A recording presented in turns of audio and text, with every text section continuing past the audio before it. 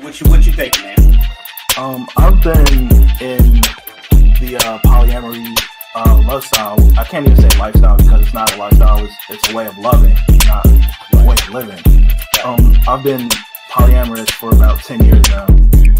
And the mindset for me is mentally, I think I've been polyamorous longer than actually practicing it because I've always felt that this like monogamy just doesn't fit for me. Right. I don't understand why I have to only love one person or why I can only show affection for one person. Where is this written? Why do I have to go along with what the societal standard supposedly is? Right. And then the problem comes when you love somebody too much. When you let yourself love somebody too much, and they don't love you the same. It's not even matter whether they love you back or not. They can love you back, but it's still unhealthy to love somebody that much. Which I understand that ideology of that. Well, I can't have. I might as well. I've been there. I know that. But at the same time, you have to realize, what your culpability is in a relationship going, however it went. You start thinking about, well, damn, I did this. So, you can love somebody too much. And then, see, this complicates things for us men because we already have a hard time forming those emotional attachments. You already told don't do this. The missing link to that goes back to a time before we were even thought. Why doesn't my father like is that a protection for me? Right. Or is that the way he was raised? Or maybe somebody hugged him one day, a man hugged him. I'm not saying this is what happened, but I'm just saying we got but there are things that could have happened that absolutely that caused him to be the way he is. Made him feel weird, needed. Right. So the things that we think are sometimes a rejection or a lack may have been a protection. And most of the time they are like absolutely. But if we don't understand that, all we know is the rejection. You see, like what I understand with my father, men were going to jail, killing each other, and then now we got bisexual, then we got gays, now we got transgender. So with all of that going on, the purpose of that was removing the black man, the black male from the household. Okay? So with him not being in the household, she's getting the welfare, or she's out there in the workforce, forced to take care of herself, and if she have children, to take care of the children alone. Whether he's in jail, whether he's dead, whether he's bisexual, whether he's gay, whatever. The black male was removed from the home, and black woman was forced to provide for the children, for herself. You're missing one other thing that removes black male from the home. That's white women. Because after a while, it was a run on black men, white women. Yeah, white women. At one point, black men, they just had to have a white woman. No matter what their social economical status was, white women was the way to go. And so that pulled a lot of black men out of the house. Damn, I sure missed that. I mean, I know Rick James, I know, you did it. I just didn't think of that as a major absence of the black man. So being a provider means so many things. Right. It means put you in a house. It means I got your back. It means we're doing this together. It means I'm not gonna walk away when things get hard.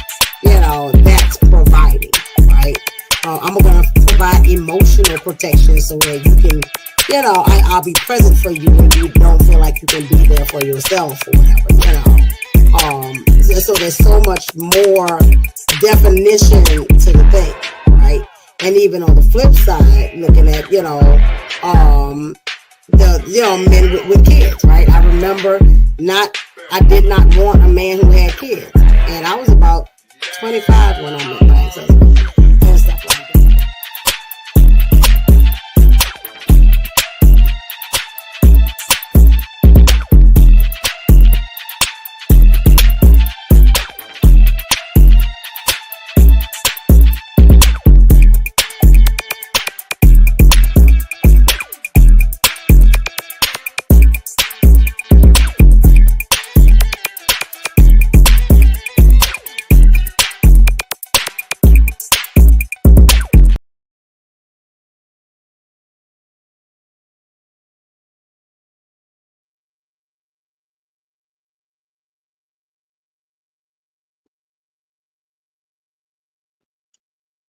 Yo, what it is? Another day, another blessing, yo. Mm-hmm. Another day, another blessing. George, what's happening with you? Nothing much, nothing much. Just still grinding, I'm still. loving that picture, man. I'm loving that picture. I'm glad you noticed how to put your avatar up there. I love it. I'm loving it. Yeah, I tried to do something different this evening. Doing a lot of Oh, things yeah. here. So just looking forward to what's going on. Okay, yeah, yeah. I see you in the background being busy. Yeah, Yeah, I gotta see be. you. I see you. Oh, so yeah, so your man is finally up there, huh? Yeah, Finally up there. finally. And then, it's so many speculations, but we just gotta see. Yeah, we just gonna see how things play out, see how they go. Yeah, he came up there. The only thing that I kind of was iffy on, but I understand that it wasn't the first, it's not the first time. It's like the second or some time that it happened. It kind of overshadowed Martin Luther King thing. Yeah, yeah. Well, I mean, they scheduled it on that day, so maybe some behind that may not be, but he signed several executive orders the first day, so we off and running and go see what the next 4 years gonna be like. Hopefully, it'll be an opportunity for everybody to make some money, and we can progress and do some things in that regard. Yeah, but that's the only thing. And no, it wasn't purposely done because the Mhm. date is the date. You know what I'm saying? Right, It just happened to fall on that date, and I just that kind of gave me mixed feelings because it took away from the holiday. right. That's true. That's true. So, because usually all you hear is the "I had a dream," speeches and all that, and they showing civil rights movements and stuff all on TV that day, and we got more what the president was doing, Yeah, what Trump was doing. So, right, they kind of took away from it, but I understand it just happened to fall on that date. You know what I'm saying? It is what it is, business as usual. But that kind of, that's the only thing that I got with it. right. Now, the trending topic is Snoop Dogg. Okay, Uh, all right. even though it was other performers of color, the reason the focus was on Snoop Dogg is because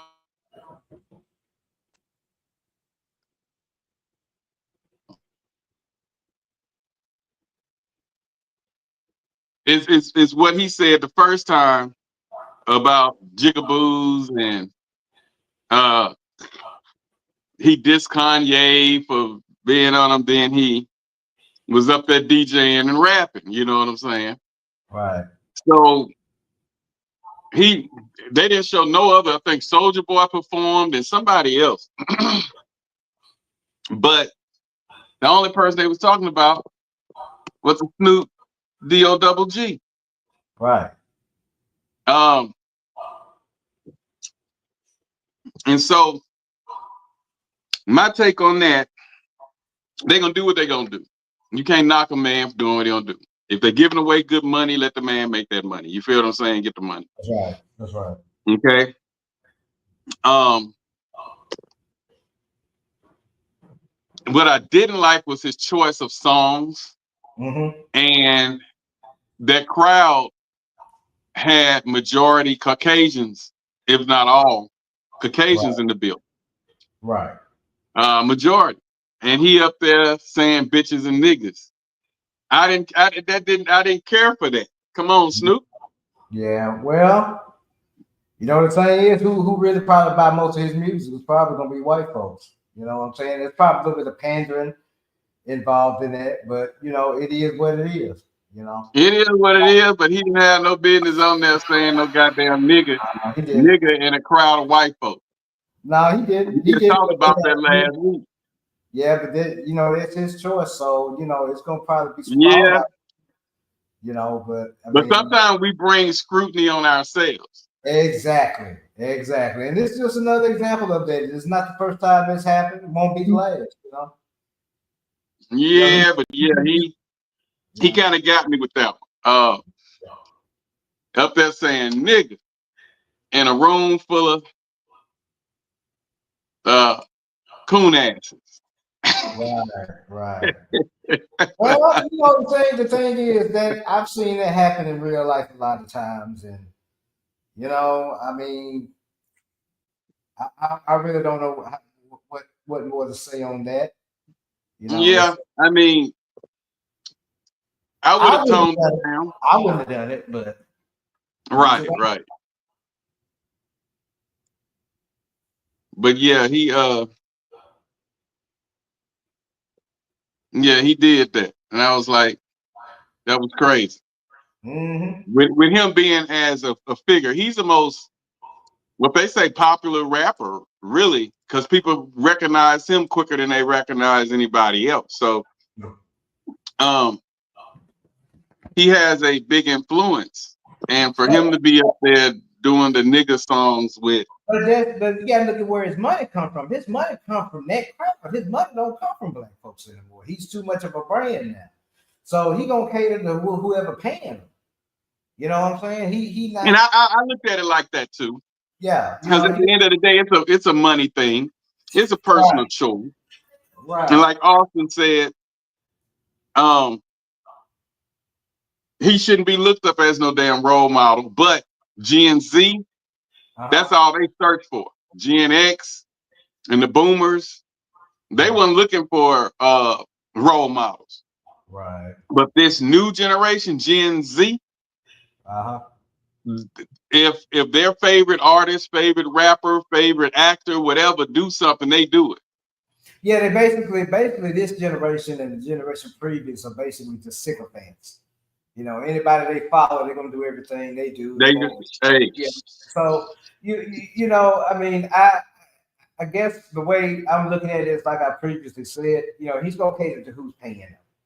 We all gonna do it. We all gonna do, you know, cater what our boss wants. So, you know, that's where his money comes from. He got the stuff with Martha Stewart. He's got all the brands. He's got all the endorsements deals. That ain't black money. So he ain't gonna pay. Right. I mean, I feel like I said, I looked at it as a money standpoint, and at the end of the day, he his own person and money talk. Right. But I know many of them who talk that crap like he talked, calling them jigaboos, saying anybody who roll with Trump, fuck him, and this and that and that. And he said all that in what, 2016? And then now he's up there performing with it. So it's just, you know, it was crazy. But for those who don't know what we're talking about, it was Snoop Dogg's performance. Well, he was actually the DJ at the inauguration with for Trump. And here's a snippet of what was going on. Look at his crowd and what he's saying. Here we go. Give me the microphone first so I can bust like a bubble. Confident roll weeks together, yeah, you gon' use a trouble. Cause anytime you gonna treat that. We do no doubt, niggas are crazy. If that wrong is the label that we run playable, so please don't try to play shit. But I'm back, so don't let your act pain. What's up, yo? Perfection is perfection, so I'm in a understand. From a young teeth perspective, maybe only think I think that drop it like it's hot, drop it like it's hot, drop it like it's hot. When the beats try to get it, you be walk it like it's hard, walk it like it's hard, walk it like it's hard. And if a nigga get an attitude, walk it like it's hard, drop it like it's hard, drop it like it's hard. Got the movie no more, and I'm going shine, and I'm on my best sleeve, I got it going.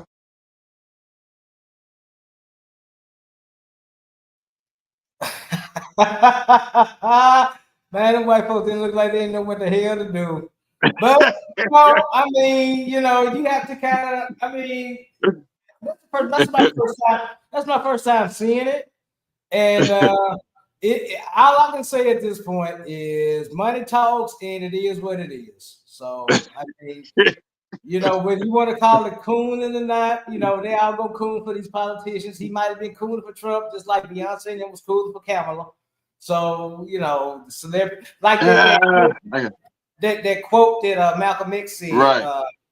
about black celebrities being political endorsers, that they're all basically cooning anyway. So you know what? I just chalk it up to it being what it is. What it is. He got his bag. He get his bag. He gonna get his bag. Just like Beyonce and rest of them go get their bag. And it is what it is. So we need to stop this celebrity worship. I don't believe in role models anyway. I've said that many times. You should implement and imitate somebody's habits. But as far as role models, ain't no role models anymore. Ain't never been. So it is what it is. Everybody. I guess everybody had fun. So let's just go ahead and just try to get along with business.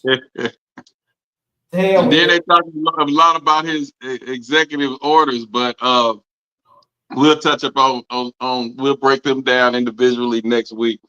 Right. But you see, he got whatever Trump won't done, he getting it done. Yeah, he getting you it see, done. He got TikTok back up. Yeah. He got TikTok back up. Yeah, he gonna keep TikTok back up. There's too much money tied into TikTok to let that go away. And the other platforms that were poised to kind of replace it or take it over aren't up to snuff. So they're gonna keep. It's all about money. It's all about power, and those things are gonna stay in place. Whether it comes through Trump or the Democratic Party, things like TikTok gonna be around because there's too much money involved. You're gonna still have celebrities, black, white, whatever, up there cooning for politicians. So it just is what it is. Man, them people been using black celebrities as step and fetch it and everything else for numbers of years. So Right.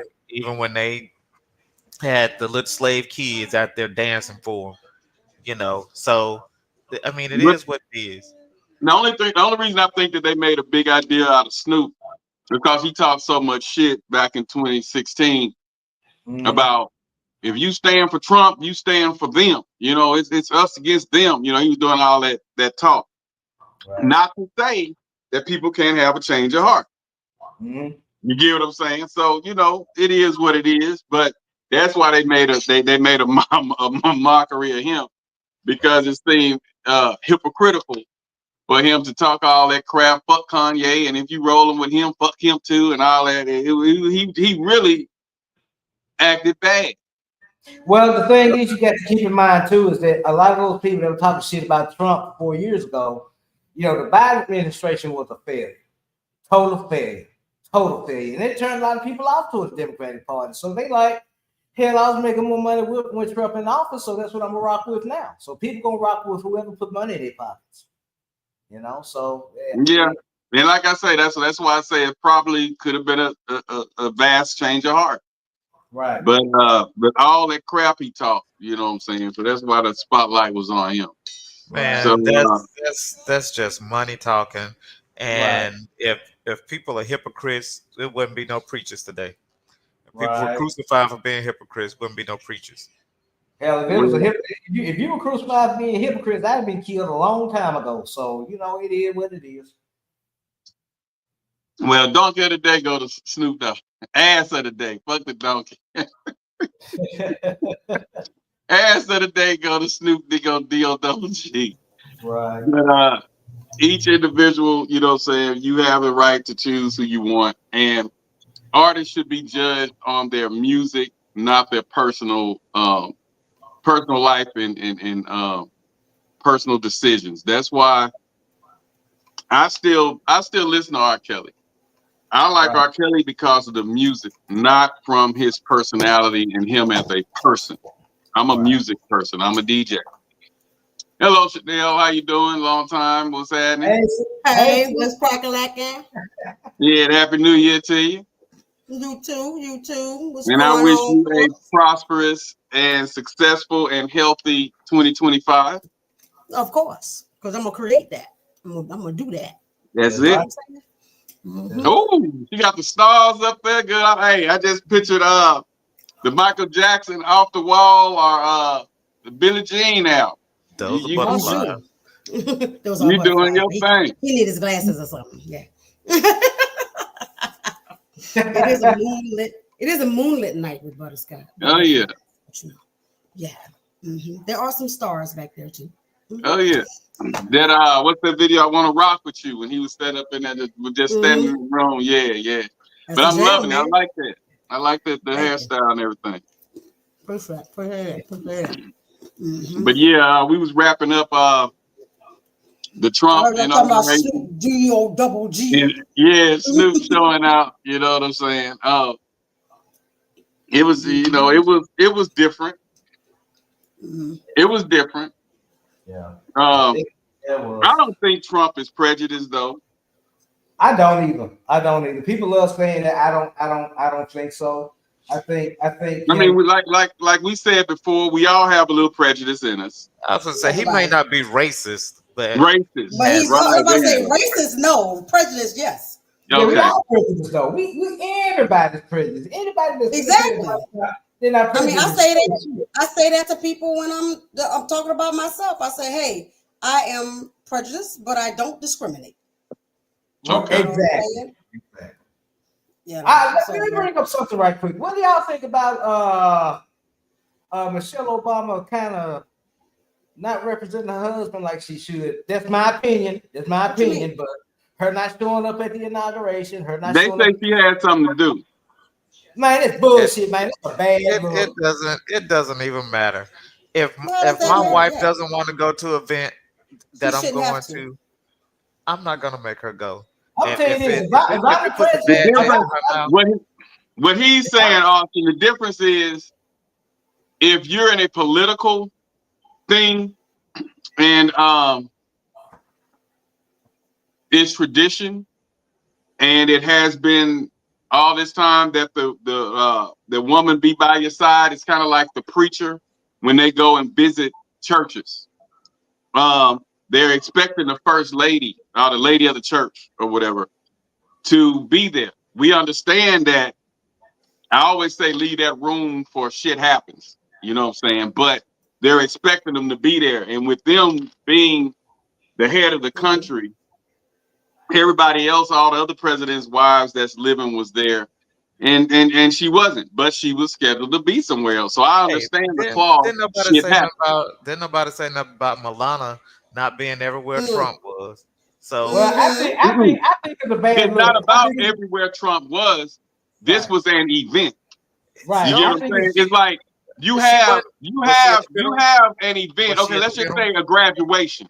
A college graduation where if it's the first lady or if you're present and they want your wife there, that's an event that's probably televised, that's video. It's a special moment for the people that support you.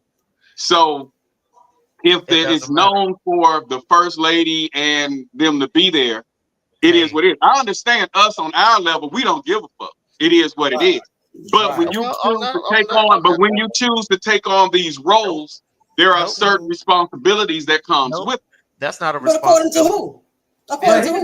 Here's my thing. Who made according to the people that's in there. It's a tradition. No, it's a tradition.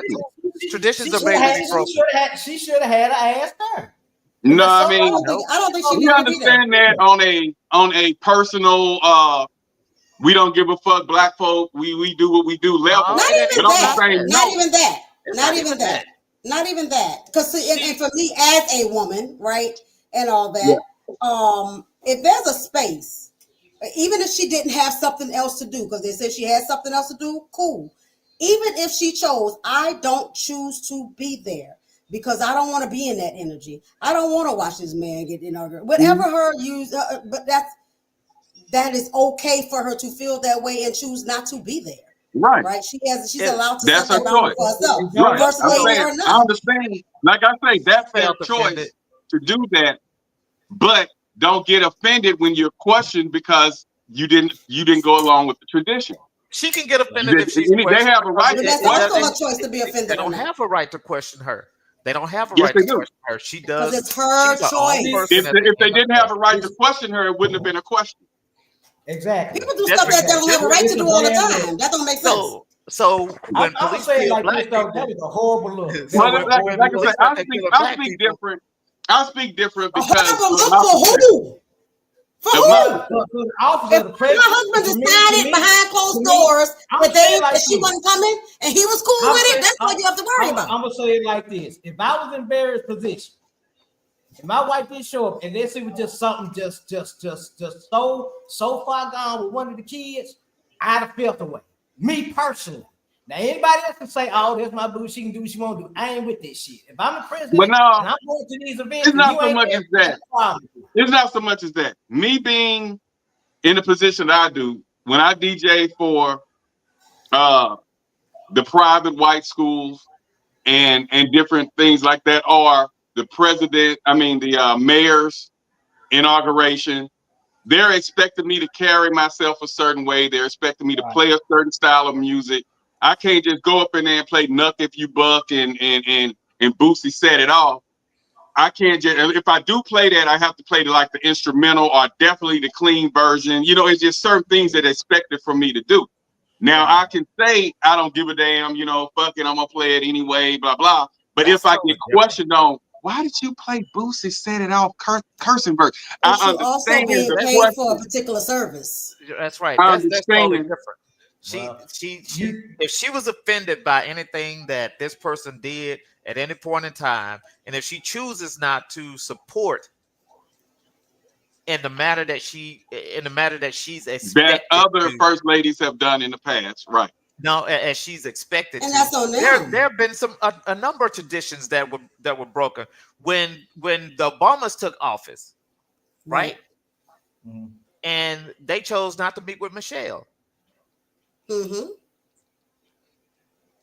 When But Biden I took was office, glad in a way, me personally, that she wasn't there, because I'm a firm believer in, if I don't support you, I just don't support you. And I don't care who it is, how much money, I don't care. see, If I don't, now you're being contradictory. no, You're no, no, contradicting no, I'm yourself. not. Yes, No, you I'm not. are. I'm You're saying if contradicting you're in yourself. a position, I was talking about a position. I'm talking about me as a person. That's why I said personally. I didn't sign up to be in politics. I said me personally. It doesn't matter. I So agree. do you No, no, no, feel no, no, no, like no. You're still a person. Being an advocate of psychology, I understand that both sides of the fence. I understand the people questioning, but I understand why the act took place also. There Okay, isn't just a like both if sides I of don't, the let's fence. just say if I don't support a DJ just getting a position in a go DJ or a core DJ, and everybody like, hey, you going there? If I don't like the DJ, I'm not going to the thing. I choose not to go. But I'm not I'm not head of the country. I'm not head of the state.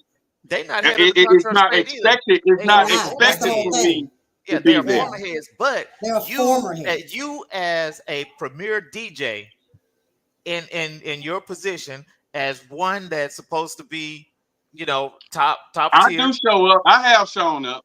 All right, but you Yeah. just said that you wouldn't show up if you didn't want. But I have. I say I have. I say if it's one that I totally hate, I wouldn't go. But I say I have shown up to events that I didn't like. Go. So you said that you would not if you choose not to, even being in the position that you're in. Right. But if it's something that they say with black, I gotta present this medal or something to them, this plaque to them, I'm gonna go. Because that's my job, as my position, as my status of the DJs of Louisiana. She wasn't being a presenter. But she was wasn't just presenting. She wasn't she was speaking. being in the She was audience. just supposed to attend. I almost say. And don't get me wrong, fellas. Don't get me wrong. Don't get me wrong, chat. I ain't messed up about it one way or another. But I say I understand both sides of the people who's questioning why she wasn't there. And then if she didn't want to go, she didn't have to go. That's her freedom of choice. Especially now in today's society, it's freedom of choice. Back 20 years ago, whether she wanted to be there or not, they would have been zooming in on her face saying, she don't really want to be here. She don't really want to be here. Exactly. But the way the world is today, she don't want to be here. Fuck it. Especially when he spoke so ill of them while campaigning, while he was in office. So, of course, and she being a woman that's of stature that she is, she did right not to show up. I'm just gonna keep it real. She did right not to show up, even though it was expected of her to show up. So I understand both sides and why it's questioned. But on the same note, with her being as big as she is, it's kind of like when Jay-Z boycotted the Grammys. I understood that. You know what I'm saying? Even though they wanted him to at least be in the building to represent the other artists, but hell, they not doing the artist right. So they not going to give him what he knew he was due, so he stopped going. So I understand the boycott. And so even though they saying that wasn't what it was, I understand her not being there, and I understand them questioning. But I also understand why Obama showed up. He signed up for that position. He was head of the state at one time. And so all the other presidents were there, and it was tradition for him to be there. But in the event something came up or he just shows I'm not going. But you see, they didn't say she just didn't want to go, so she didn't go. They made an excuse that she had to be somewhere else. If it was freedom of choice, they wouldn't have came with that lame ass excuse that she just, that she had something else to do. Here's the thing: we're all under the illusion of choice, regardless. We are all under the illusion of choice, and that's her choice. But to me, you made that choice. Now be ready for the ridicule. So don't say nothing. Right. When we live in the world, we can always say we don't give a damn, but we dealing with Gen Z. We dealing with the people that's not. Did she say something after people was asking her questions or something? She ain't replied to nothing yet. She ain't replied to nothing. So I don't. Yeah, they just said she had a meeting. It was an important meeting that she had to be at. China or somewhere. Mm-hmm. Well, with and I understand that if you have prior engagements, well, people don't respect it is what it is. But they talk to just like Snoop. Everybody's on this. I do what I want to do. They don't respect tradition, so the hell with it. It is what it right. is. And just like Snoop. Tradition, though. Let me ask you something about this tradition. Did he? I don't know. This is only hearsay because I haven't been watching any of it and all that. I heard that, President Carter died, right? And so everybody was flying the half staff of the flags, right? And that's supposed to be for 30 days when the president dies. He said he wasn't going to fly at half staff because of his inauguration. He wanted to bring it up to the top, right? Mm-hmm. And so don't know how true this is again. But if he brought that flag to the top in the middle, is that not breaking tradition as well? It is. Oh, yeah.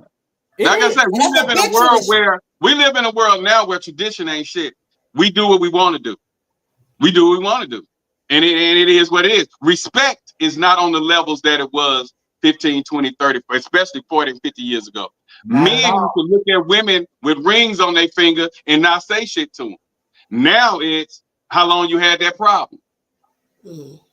You see what I'm saying? So it's not the same. So traditions break down through the years, through the generations. And it's just that time for that to break down. And Trump making sure he break every tradition damn near that was ever known. This nigga went and renamed the Gulf of Mexico, America, Mexico. Gulf of America. He went and changed the mountain that Obama named to something else. He just making sure that he changed some shit. So tradition is really totally out the window, out the door. But that's where this new society that we're in, the new generation, is no tradition. Mm-hmm. So that is like what I want to do. What if the tradition of the things anyway was all just a part of the illusion to begin with? Okay. What if it was a way to keep us in order, to keep us in line, to keep us focused in on the thing, to keep us, pledging our allegiance to whatever they said it should be pledged to, right? Well, it's kind of like this. These are the things. These are the right ways to do things. Blah blah blah blah. And all that. But that's just part of the. Let me ask this, Austin. You used to be deep in the church, deep into the Baptist church. When you guys went to visit other churches and the pastor was there, and not for podcast sake, honestly, didn't the first lady try to make sure? I mean, lady of the church try to make sure when the church were guests or it was a revival, we always saw the lady of the church, mother of the church, whatever they call it. She was always with the pastor when they were doing revival. And, you know, that was like the tradition that it be the head of the church, the main deacons, you bring your choir, you know, you do all that. That's their tradition. Right. But we understand things happen, but as a tradition, they pretty much tried to be there. So that's part of what the presidential thing is. That's why all the other presidents have their wives with them, whether they wanted to be there or not. They was like, hell, I hate this bastard, but hell, we got to be here. We were presidents. Come on, get ready, Margaret. Let's go in here and sit down. And that's just a tradition. But we understand. I always leave a clause for shit happens. And now we leave a clause to hell. I just didn't want to do it, you know. And it's nothing, you know. But when it comes to that, we gotta accept this, especially Gen Z. I hate Gen Z, but especially the new generation. Want to be the ones to save the things, y'all. Y'all better watch them. Because they don't follow tradition, because they don't let any wool be pulled over their eyes. They don't let people bullshit them to that extent. It ain't so much as that. Those are the people also, they don't take nothing serious. When I say I hate, I'm talking about like somebody could die and they'll get on there and say, "Oh, he looked like Shrek." You know, it's like they just don't have. That's a lack of sensitivity. That's a lack of sensitivity. And on that level, tell you, we had Gen Z on here one night, and it was just so ignorant. It was so ignorant. And I never want to. There's a lack of sensitivity. Like you talk about all the time, like social media and all that kind of stuff. If you are watching images all the time of death and dying, et cetera, if you're watching graphic stuff, then that stuff ain't shit to you no more, right? Because you become desensitized to it. So death for them, like but they don't have to be disrespectful to the family that lost. You know what I'm saying? That's what I'm saying. They desensitized. They can't see all that. So I don't care for that. Well, here's the sad thing. The sad thing is, the sad thing is there's no reverence for anything. Nothing is sacred anymore. Nothing is revered. It's all, I'm gonna do what I want to do. Fuck it. You know, it's how I feel. There's no reverence for anything anymore. And to a certain extent, a lot of things should not be revered. A lot of traditions should be absolved and done away with. Exactly. And how do we know which is which? How do we know what should be revered and what shouldn't be revered? Because remember, we had traditions before we came here. Our ancestors had traditions that were good for our community or whatever, our tribes and so on and so forth, right? And so they bring us in, they broke all of our traditions, they cut us off from all the things, and then incorporated us into what they wanted us to do. So like how many of those things that they created on our behalf to continue to enslave us, whether it be physically or mentally, should we not be trying to break those traditions if we see that they are harmful? True. Like these organized religions. And that's where organized religion comes from. Any tradition that supports anything harmful that works to the detriment of people or society should be absolved, should be abstained from. But in terms of just showing up to a damn inauguration, just do that. I'm not even talking about a tradition that does something that's why? I don't want to be there. Wait. You know what, George? You're right. Rosa Parks should have just kept her ass at the back of the bus. Right. That's what I'm talking about. That was tradition. That was tradition. Yeah, I ain't been do that. I'm talking about she was the first lady. These talking about the presidential office. As much as it's ceremonial, I feel like personally she should have been there. I ain't talking about Rosa Parks. That's a totally different thing. But why? Okay, I'm saying me personally, it looked bad to me. I know, but I want to understand your why. It just set me wrong. I watched all the other presidents come out with their wives, and he come out. I think you viewed it as a lack of support, for her husband. And what if her and her husband had that talk? Because if Barack don't seem like don't feel like it's a disrespect, then you looking from the outside of their situation. You don't know. You don't know. They could have had a conversation a long time ago, and he'd been like, "Baby, you ain't even got to go if you don't want to." All I'm saying is, to my optics on that particular, I ain't talking about Rosa Parks, I ain't talking about Barry Bonds, I ain't talking about nobody else. I'm talking about that moment did not look good to me. A person. Now, ain't something I'm just gonna sit up here and just ruminate over. I'm just saying, of course not. No. And George, you know what? I think that you're seeing it that way, right, because of your feelings and experiences that you've had that have now caused you to be the way that you are right now. Yeah, exactly. You're looking at it from the lens of people not being there for you, and that's okay. It just to me, it just didn't look right. Okay, and I leave it at that. It didn't look right. Yeah. It don't look right. If I hear about them getting a divorce in 6 months, I won't be surprised. Well, it was already. See, here's the thing. Now you can start hearing rumors. It was already there. Has been a rumor. There has been a rumor that was placed out there today that there has been issues in Obama's actually dating Jennifer. He's dating Jennifer Aniston. That's been a rumor. That's awesome. Yeah, I heard that too. That's awesome. I haven't heard that. I haven't either, but I don't listen. But if he dates Jennifer Aniston, I ain't mad at him. No, I am. Why? But why would you be mad at him? Why would you be mad at him? If he dating Jennifer Aniston, why are you mad at him? I ain't really mad at him. I'm mad at the I would be personally offended, as you were, right, as a black woman. Right. But why? I'm curious. For him to date a white woman. Come on, sis, let's delve into this. Why would you be personally offended? I'm curious. I get personally offended because I honor our black men, and I'm not sure if white women do. Simple as that. I'm not sure if they do. And if I meet somebody that does, and I can see that or feel that from them, I respect that. But I am not absolutely sure that white women honor our black men, or are they just trendy, or is it good to have a black man on your arm, or whatever the case may be. They look up to that. They pretty much they look the not the dirt road ones, but the ones that I know about. They put the black man on a pedestal. Yeah. They really do. But is it pedestalizing because I truly honor him, or is it pedestalizing because it looks good? How can it look good? Because a lot of people look down on it. So it looks good from the black male perspective, because then the community be like, "Oh, you got you one." You know what I'm saying? Yeah, so, and she treating him right. She ain't sassing him. She ain't trying to outdo him. She ain't cursing him out at Kroger. She ain't saying I can do what the hell I want to do. She ain't running with her friends. She ain't telling him to kiss her ass. She ain't telling him to kiss her ass. That white woman appreciate that black man.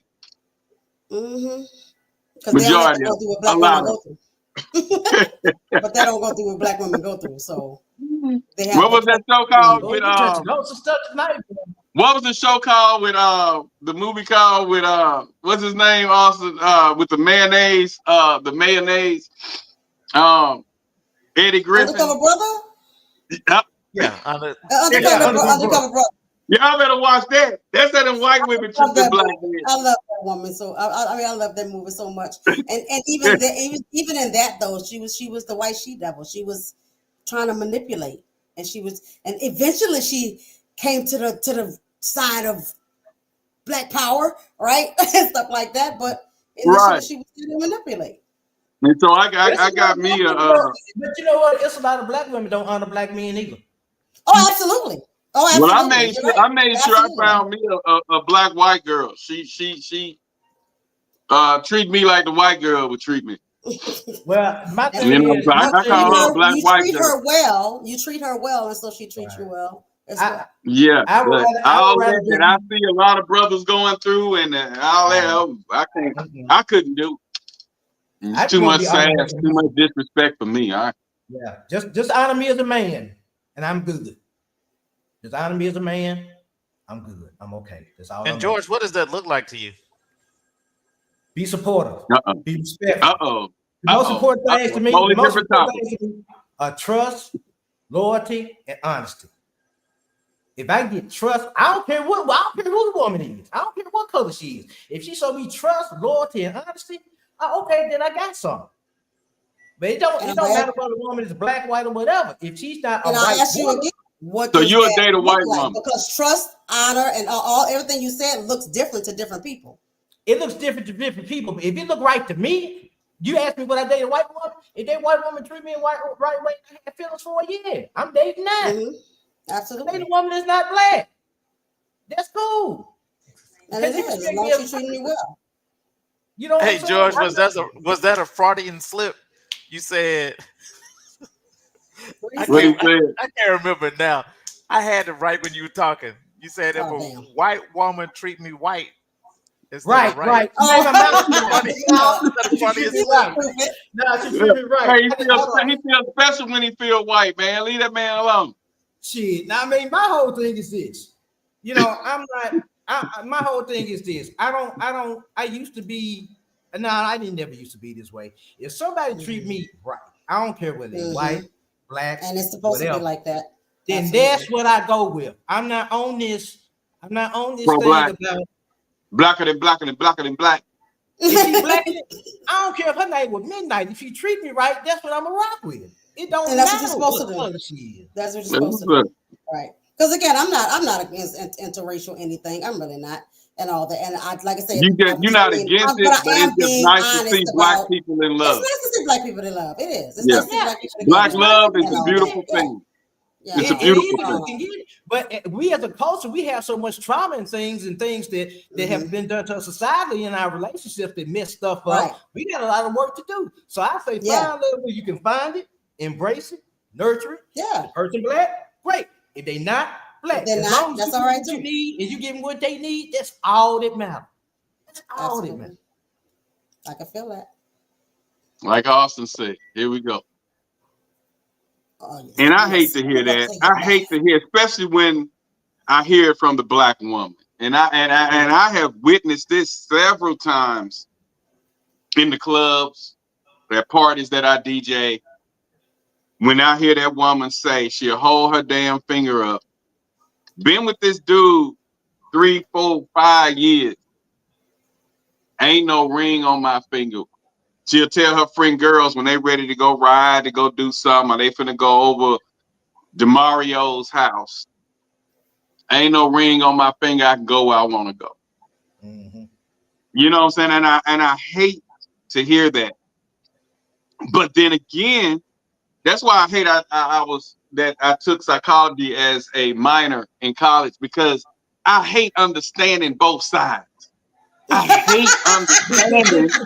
But that's what education it really is, though. I hate that though, because I want to be able to just say they wrong, but I can't, because I'm like, I get it's not what about she's right saying. and wrong. Yeah, I get what she's saying. I hate that though, really though. And a lot of times that saying comes from that woman who portrayed that wife to a guy who she was living with, and she was being wifey to him, and then he dogged her out, and then she get thrown back out there after she done gave her 100% and he didn't even give her 40%. And I've talked to him, and that's what that be. I'll be like, why do you feel the way you feel now about dating? Because hell, I was with this guy for 5 years, 10 years, and he ain't do nothing but waste my time, you know. So I get when they say that, but I like y'all was saying, George was speaking from a place of hurt, where you know, and they're speaking from a place of hurt, and that's what the single fellas are getting. Those females that were good females, great females that grew up under Big Mama and Mama, who was at home cooking and knowing, teaching them how to be wives. And we so quick to say black women wasn't raised up to be wives. It wasn't that they wasn't raised up to be wives. It's just that they were being wifey material to the guy who didn't want them. Right. You know what I'm saying? And so now when they get thrown back out there, this is what we're getting. You know, and so that's where I understand that that's coming from a place majority of the time it's coming from a place of hurt. But then again, that woman that wants marriage, because I mean, my sister was like this. That woman who wants marriage also used that phrase because she tired of waiting on him to propose or go ahead and marry her. So she was like, hell, ain't no ring on my finger. This nigga ain't trying to do nothing with me. So I might as well go find somebody else who's going to treat me. And then I'm like, damn, but I understand. I want to say, well, that's messed up. That man had been there, but I understand this shit. So it's crazy. So, but I get it, you know, but I don't 100% agree because I feel like once you're in a, with mine, we dated for so long till she started saying, what we doing? You know what I'm saying? What is this? And I'm sitting there like, it's whatever, you know, it's whatever you want, you know. But it comes to that point when they ask that. And then there's certain women that we date that we know it ain't going nowhere. We just in it until she finds somebody or our job finds somebody and we break the shit off. So it really depends on what that person is looking for in that relationship. But I just hate hearing that phrase when they done been in a relationship 3+ years. I'm single until you put a ring on. Right. Well, I mean, it's just as much as their fault as it is the other person, because you've accepted this, you've allowed this. So when you get into a relationship and you understand that where you're trying to go, then you need to put some limits on it. Like, meaning, okay, at year 1, we're still in that phase, right? Year 2, we're getting even more serious. Year 3, where are we going? So you need to have some guidelines for yourself and for your partner that you all have discussed. Right, and then you have the conversation in the beginning too. That's both what both people are looking for. Right. You have to set expectations in the relationship. You have to come into the relationship knowing what you want, what you expect, and being transparent about it. Right. You can't and of course, those things can change over time, but you continue to have those conversations. I've seen women, and I know 2 freshly that's going through divorce because they put an ultimatum. If you gonna have to marry me or we gonna break up. And then the guy go ahead and marry him. I don't believe in that ultimatum shit either, but they last about a year, 2, 3 years. Now they getting a divorce. So I don't believe in that ultimatum. Ultimatums rarely work in a relationship. They don't. They're more of a manipulation than anything. Yeah. So once if you're in a relationship where you got to give somebody an ultimatum at all, that's a red flag. What are we doing? Like, if you got to do it in terms of commitment, in terms of building a future and a life together, then that's a black flag. Then you need to run. So that's why a lot of us brothers, we get that ultimatum. We like, we gone. That's a bad look. Either you gonna marry me by next year, or I'm out of here. Right. My sister told a guy that they got married and they wasn't together a good 2 years, and they filed for divorce. Yeah. So rather than an ultimatum, you probably need to have a discussion and come to an agreement. Right. Right. So if you have to offer someone an ultimatum, then you probably just should go ahead and end the relationship. Right. Because that means that they're not at a point where you need them to be. So either you're going to wait or you're going to move on and find someone that's going to be in that same space that you're in at the same time. Right. And what ultimatums are indicative of you not having those discussions up to that point anyway. Right. If you haven't had those discussions and set those expectations, then an ultimatum becomes something that's present. But if you do, if you give somebody an ultimatum, it's either this or I'm gone. That means y'all have not communicated adequately and properly up to that point in the first place. Right, right. And then you have to be careful of, like y'all was talking about before, like manipulators and people who, because there are some situations where people will say they want a thing in an effort to keep a person, or they'll say, "Oh, we on the same roll, on the same thing," or whatever. But that's not really what they want. But they also don't want to lose the partner. And so they fake their way through that extent to that point or whatever. and all that. But that comes down to you learning what it looks like and trusting yourself. Because again, when people get out of relationships, it ain't that they don't trust people. They don't trust themselves to make a good decision. They don't trust themselves to see the red flags and walk away from it, or see the black flags and run. You know, they don't trust themselves to make a good decision. And so part of your healing process is to get to know yourself to that extent that you can make that decision and say, okay, this ain't working for me. And I'm okay with being alone until I find who is for me. Right. But a lot of times we are so stuck in trying to be with somebody. Right. And or they've been together so long. What's that, George? They've been with them for so long and wasted all that time, and they like hoping it's going to get better or something. I don't know. Well, one thing too is if you go into a relationship and you haven't done a certain amount or not on your journey of healing, it's not going to work anyway. You know, I mean, if you're in a relationship with a person and you know you're not, because it took me a long time to get to the point where I'm at now. Y'all have seen it over the past 2 years, past year or two. So we watched it unfold. We watched it unfold. Right. It took a while. So now I'm at a point where I don't need an ultimatum. I can communicate what I want and what I expect. So you have a lot of these people setting ultimatums because they're not at a point where they should really even possibly not be in a relationship in the first place. Because we're so attuned in this society to coupling. I have to be with somebody. I must be with somebody. That's not always the case. So when you come in unhealed, or you come in still wounded, or you come in still bleeding emotionally, you're not going to have anything. It's not going to be long lasting, and it's not going to be substantial. Yeah, because traditionally, they've been told that this is what they should do and how they should be. So that's why they're out there looking, seeking, and accepting whatever. Because girl, you just got to get you a husband.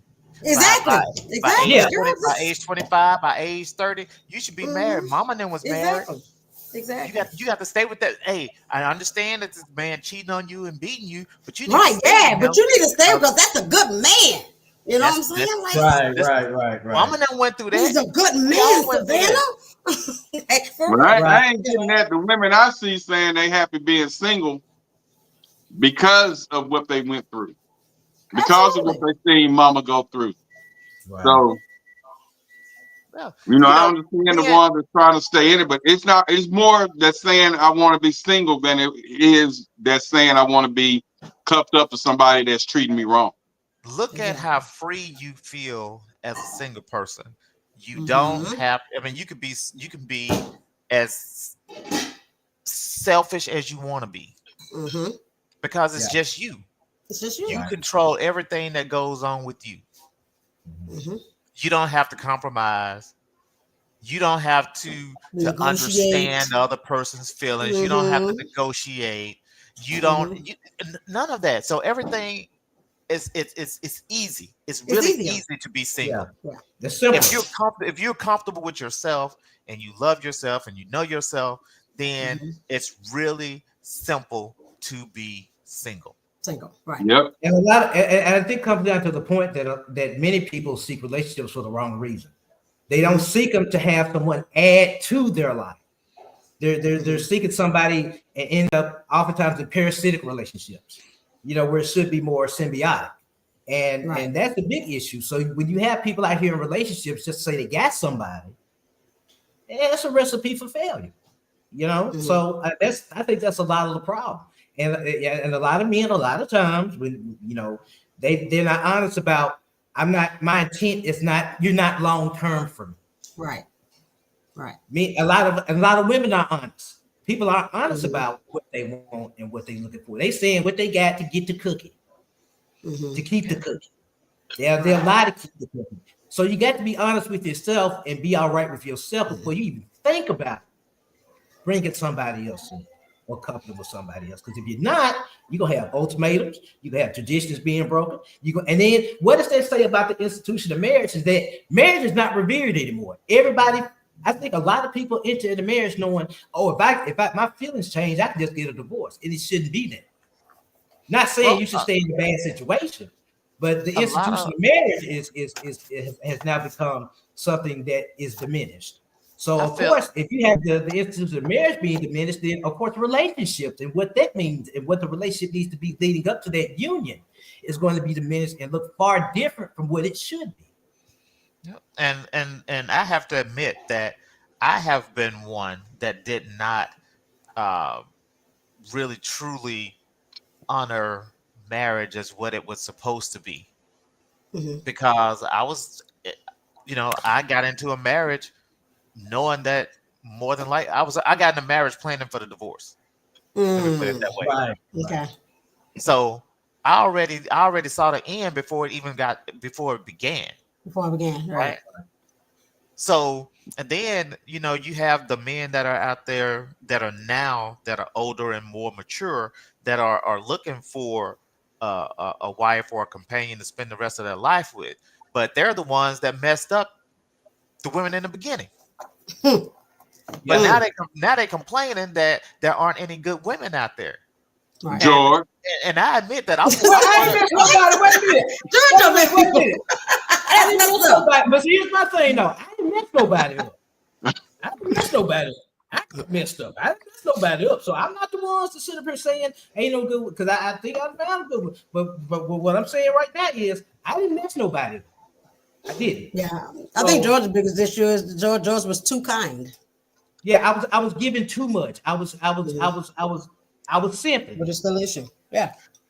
Yeah. So you were Tupac before he played the character of Bishop.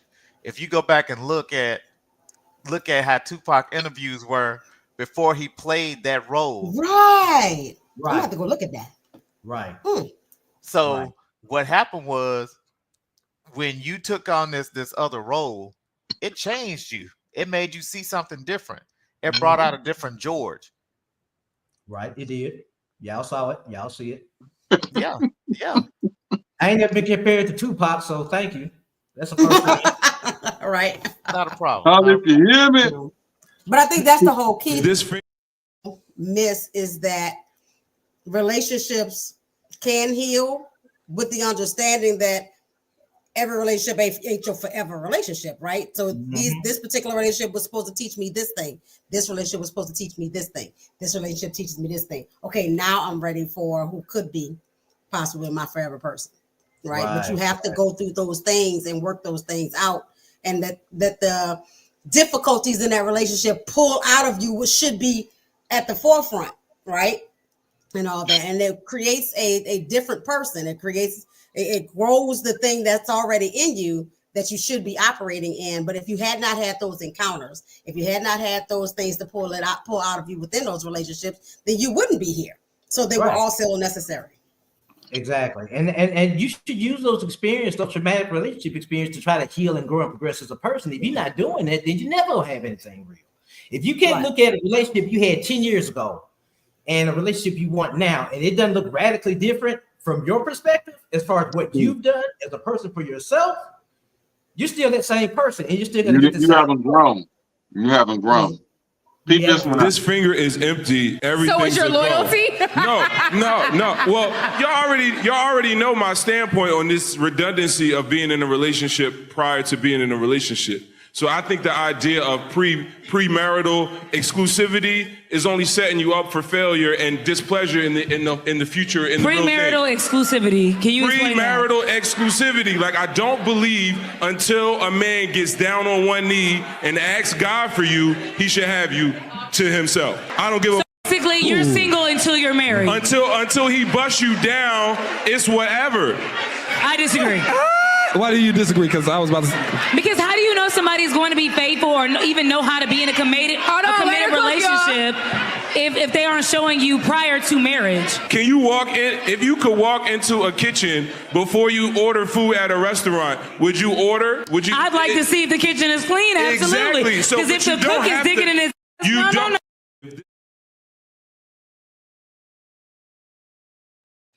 I mean, if you can't do it as a partner. As when you date, you're not gonna do it as a wife. Yeah.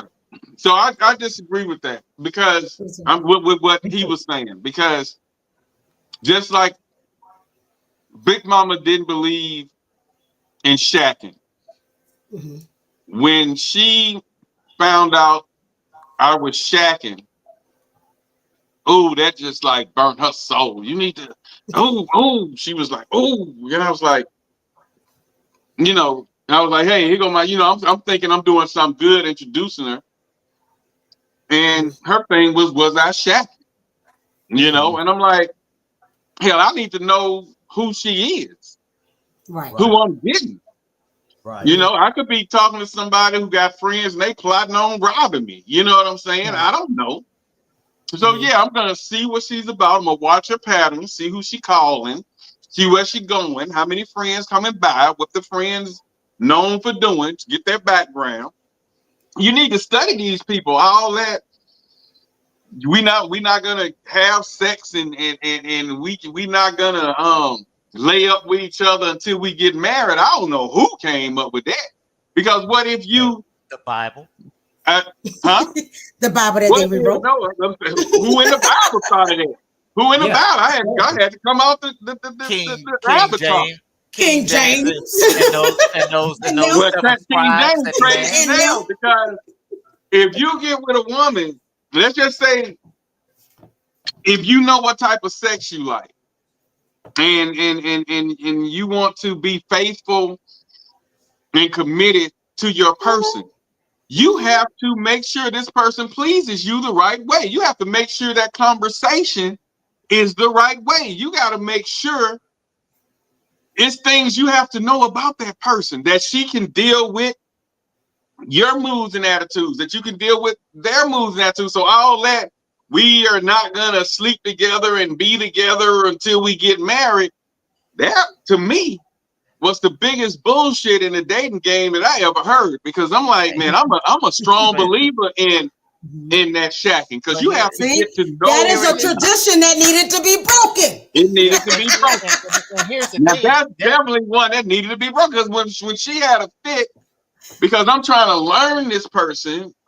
I love Big Mama, but that and I think about it. I think maybe a good month don't go by that I think about her when she had a fit, when she found out I was shacking. I was like, come on, Big Mama, I got to get to know her. These people don't like they were in the 50s all and their 60s. life now. Big Mama wasn't no saint all their life. So, but the what we're talking about was actually made for virgins. So not sleeping together, because if you don't know anyone else, then you're learning each other, and so you don't know what Susie feels like and what she's done. Has she clamp it down and squeeze a little bit and let it go, squeeze it again. Shut up. So you don't know about that. All you know is what your wife does. Right. Yeah. And that makes sense. But that makes a lot of sense. But as far as attitudes, let's remove sex out of it. What if habits? What if you don't like that person's habits? You still have to learn their habits. Right. What if she wanna smoke Marlboro and Marlboro makes you throw up when you smell it? What if what if she drinks or smoke reefer and you against that? You have to live with a person. You don't have to live with a person to get that. You have to live with a person to know who they are. You can already tell who a person is. You do not have to live with a person to identify. Not who necessarily, because with casual dating, some people can hide some shit. If you're in soon a as you relationship, leave, that lady could be, dude. That lady could be acting like a saint when you drop her off at her house, and when you leave. Soon as she leave, good, he gone. Did all the hoochie mamas turn up, turn up, all coming out the back room, taking that hand. I guarantee you, at some point, you're gonna find the crotchless panties. You just can't have them that long. Yeah, she ain't gonna be having. But the women. But also that means you need to be with that person for an extended period of time to get to know them. To get to know. 3 months and they get married, and I'm not shaking nobody's tree, but like the short periods before marriage, like it doesn't give you real time to get to know a person. Right. You know. And it also depends on where you are in life and what your previous experience has been too. You know, I mean, if you have not lived enough or been aware enough of what you've gone through to have it work for you and used it and have developed a sense of discernment when you get with someone, then it's not going to go well. But if you're at a point where you've kind of been through some things, you kind of know the red flags, and you know yourself, and you can navigate it, then that's going to make it easier for you. But that is a journey a lot of times we can't take when we're tethered to someone. It's sometimes you have to be by yourself to heal. You need that solitude. So it's a lot that goes into it. But basically, what I'm saying is, me personally, before I marry a woman, I do expect exclusivity. I don't believe in it single till you marry stuff. That's bullshit to me. You know what I'm saying? Because if you can't do it, if you can't do it on the front end, how can I expect you to do it after I made that investment of making those vows in front of God? You don't do it before then. I can't expect you to do it afterwards. Yeah. I saw a clip once of it was this couple that were talking, and the premise of it was she was saying, okay, well, because she had been taught not to be a wife before she's a wife, right? And stuff like, and so the guy kind of posed it to her as this, like, you're with me because I show you my ability to be a husband based upon this is who I am, right? And so you're expected, I'm showing you who I am, and I am husband material based upon who I am and how I show up for you right now before we get married. And so why wouldn't you want to do the same? How do I know that you are the type of wife that I want if you're not showing me that beforehand? Right. And I definitely get, like, don't give all the stuff up, right? I'm not going to completely treat you like I would if you were my husband, but I'm going to still treat you like my husband. You know what I'm saying? Because that's how I see you. That's how I envision us. That's how I envision this relationship. Right. And stuff like that. And so I think the concept of I'm gonna do what the hell I want to do. Okay, well, that means you're not ready to get married then. If you still want to be in the streets and doing the things and seeing the people and whatever, but you really want exclusivity in a relationship, which is marriage, right? And stuff like that, then you need to behave as and show yourself as such, right? Because right now you're not showing that that's what your desire is. It's who you are to begin. And it shouldn't be hard. If you're ready for that, then that shouldn't be hard. I mean, you can make a table out of trial. So I mean, hey. So being a committed boyfriend or girlfriend in a committed relationship is nothing but the audition for the role of being a husband and a wife. Right. Exactly. Man, and see, I get what Big Mama was saying, because she also preached to me about the shacking thing, because it bothered me. And she was saying that if we're doing everything shacking, we had nothing to look forward to if we got married. Similar to that saying that why purchase the cow if you're getting the milk, if you're already getting the milk for free? If you're getting the milk and the meat and everything for free. So I understood that, but on the same note, I want to make sure I'm getting what I want. You know what I'm saying? So I could ride off what she's saying. But if you're dating to be in a relationship, your mindset is going to be different. Right. I'm not going to just be getting the eggs and just saying I'm yeah, crap. Exactly. Right. And that's the thing. You know what I'm saying? There's that disparity between, okay, I'm giving myself as, as a person who wants to be married or want to be in a monogamous relationship and all and stuff like that. And I'm going to give, but I need to also pay attention if it's not being reciprocated, if they're not doing the same thing, right? Then I'm doing it for wrong purpose, right? I bet you get this a lot in your therapy sessions, because I know I run across it. I'm sure George and Austin. That woman who was that wife to that man for 3, 4, 5, 10 years, then he just dogged her out with her sister or with the neighbor or with a coworker, and she did everything. Even if it ain't cheating, just not doing his part. She cleaned, She made sure his clothes were washed, fixed his lunch. She did everything as a wife. And it still didn't work for her. So now she's scarred, and now she's back out on the dating market. She's back out there. And then we run into him. I ain't doing that. Last time I did that. And what really needs to happen in that situation, like you said, if somebody sat there with me in therapy, and you're right, I do get that. I get that a lot and stuff, where women and men alike are like, man, I did all this and this didn't work out, blah, blah, blah, blah, whatever. I always have people look in the mirror like, at what point did you really realize that this person wasn't for you, but you kept doing it?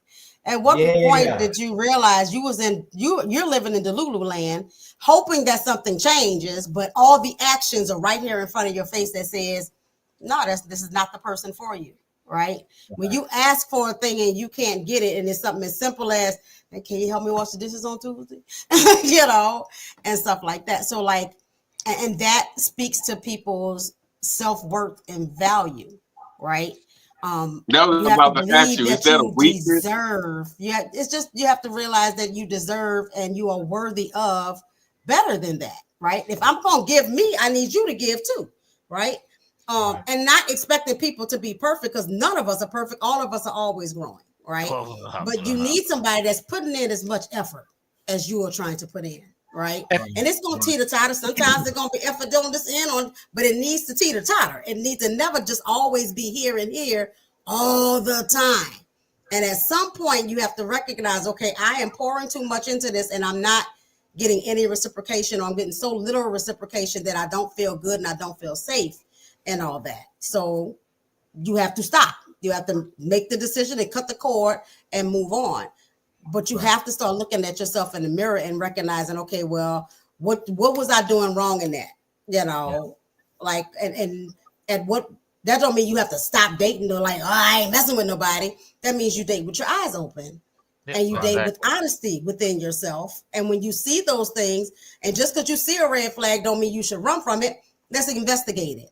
Like, where it come from? Are you working on that? You're going to therapy? Or you want to talk about that? Like, so you're looking for those patterns of behavior and being able to stop it and walk away from it and be okay about being alone, be okay about walking away. And I'm not going to stay in something that's miserable just because I say I got somebody, versus I want somebody that's going to give like I give. I want somebody that's going to pour in like I pour in. Right. And if you cannot find that, I'd rather be by myself, because at least I'm going to pour into me. Right. And all that. And that's a choice. That's a choice. Right. And a lot of it too is learning to recognize your own value. And a lot of times, that's what I was just going to say, Chanel. You love yourself.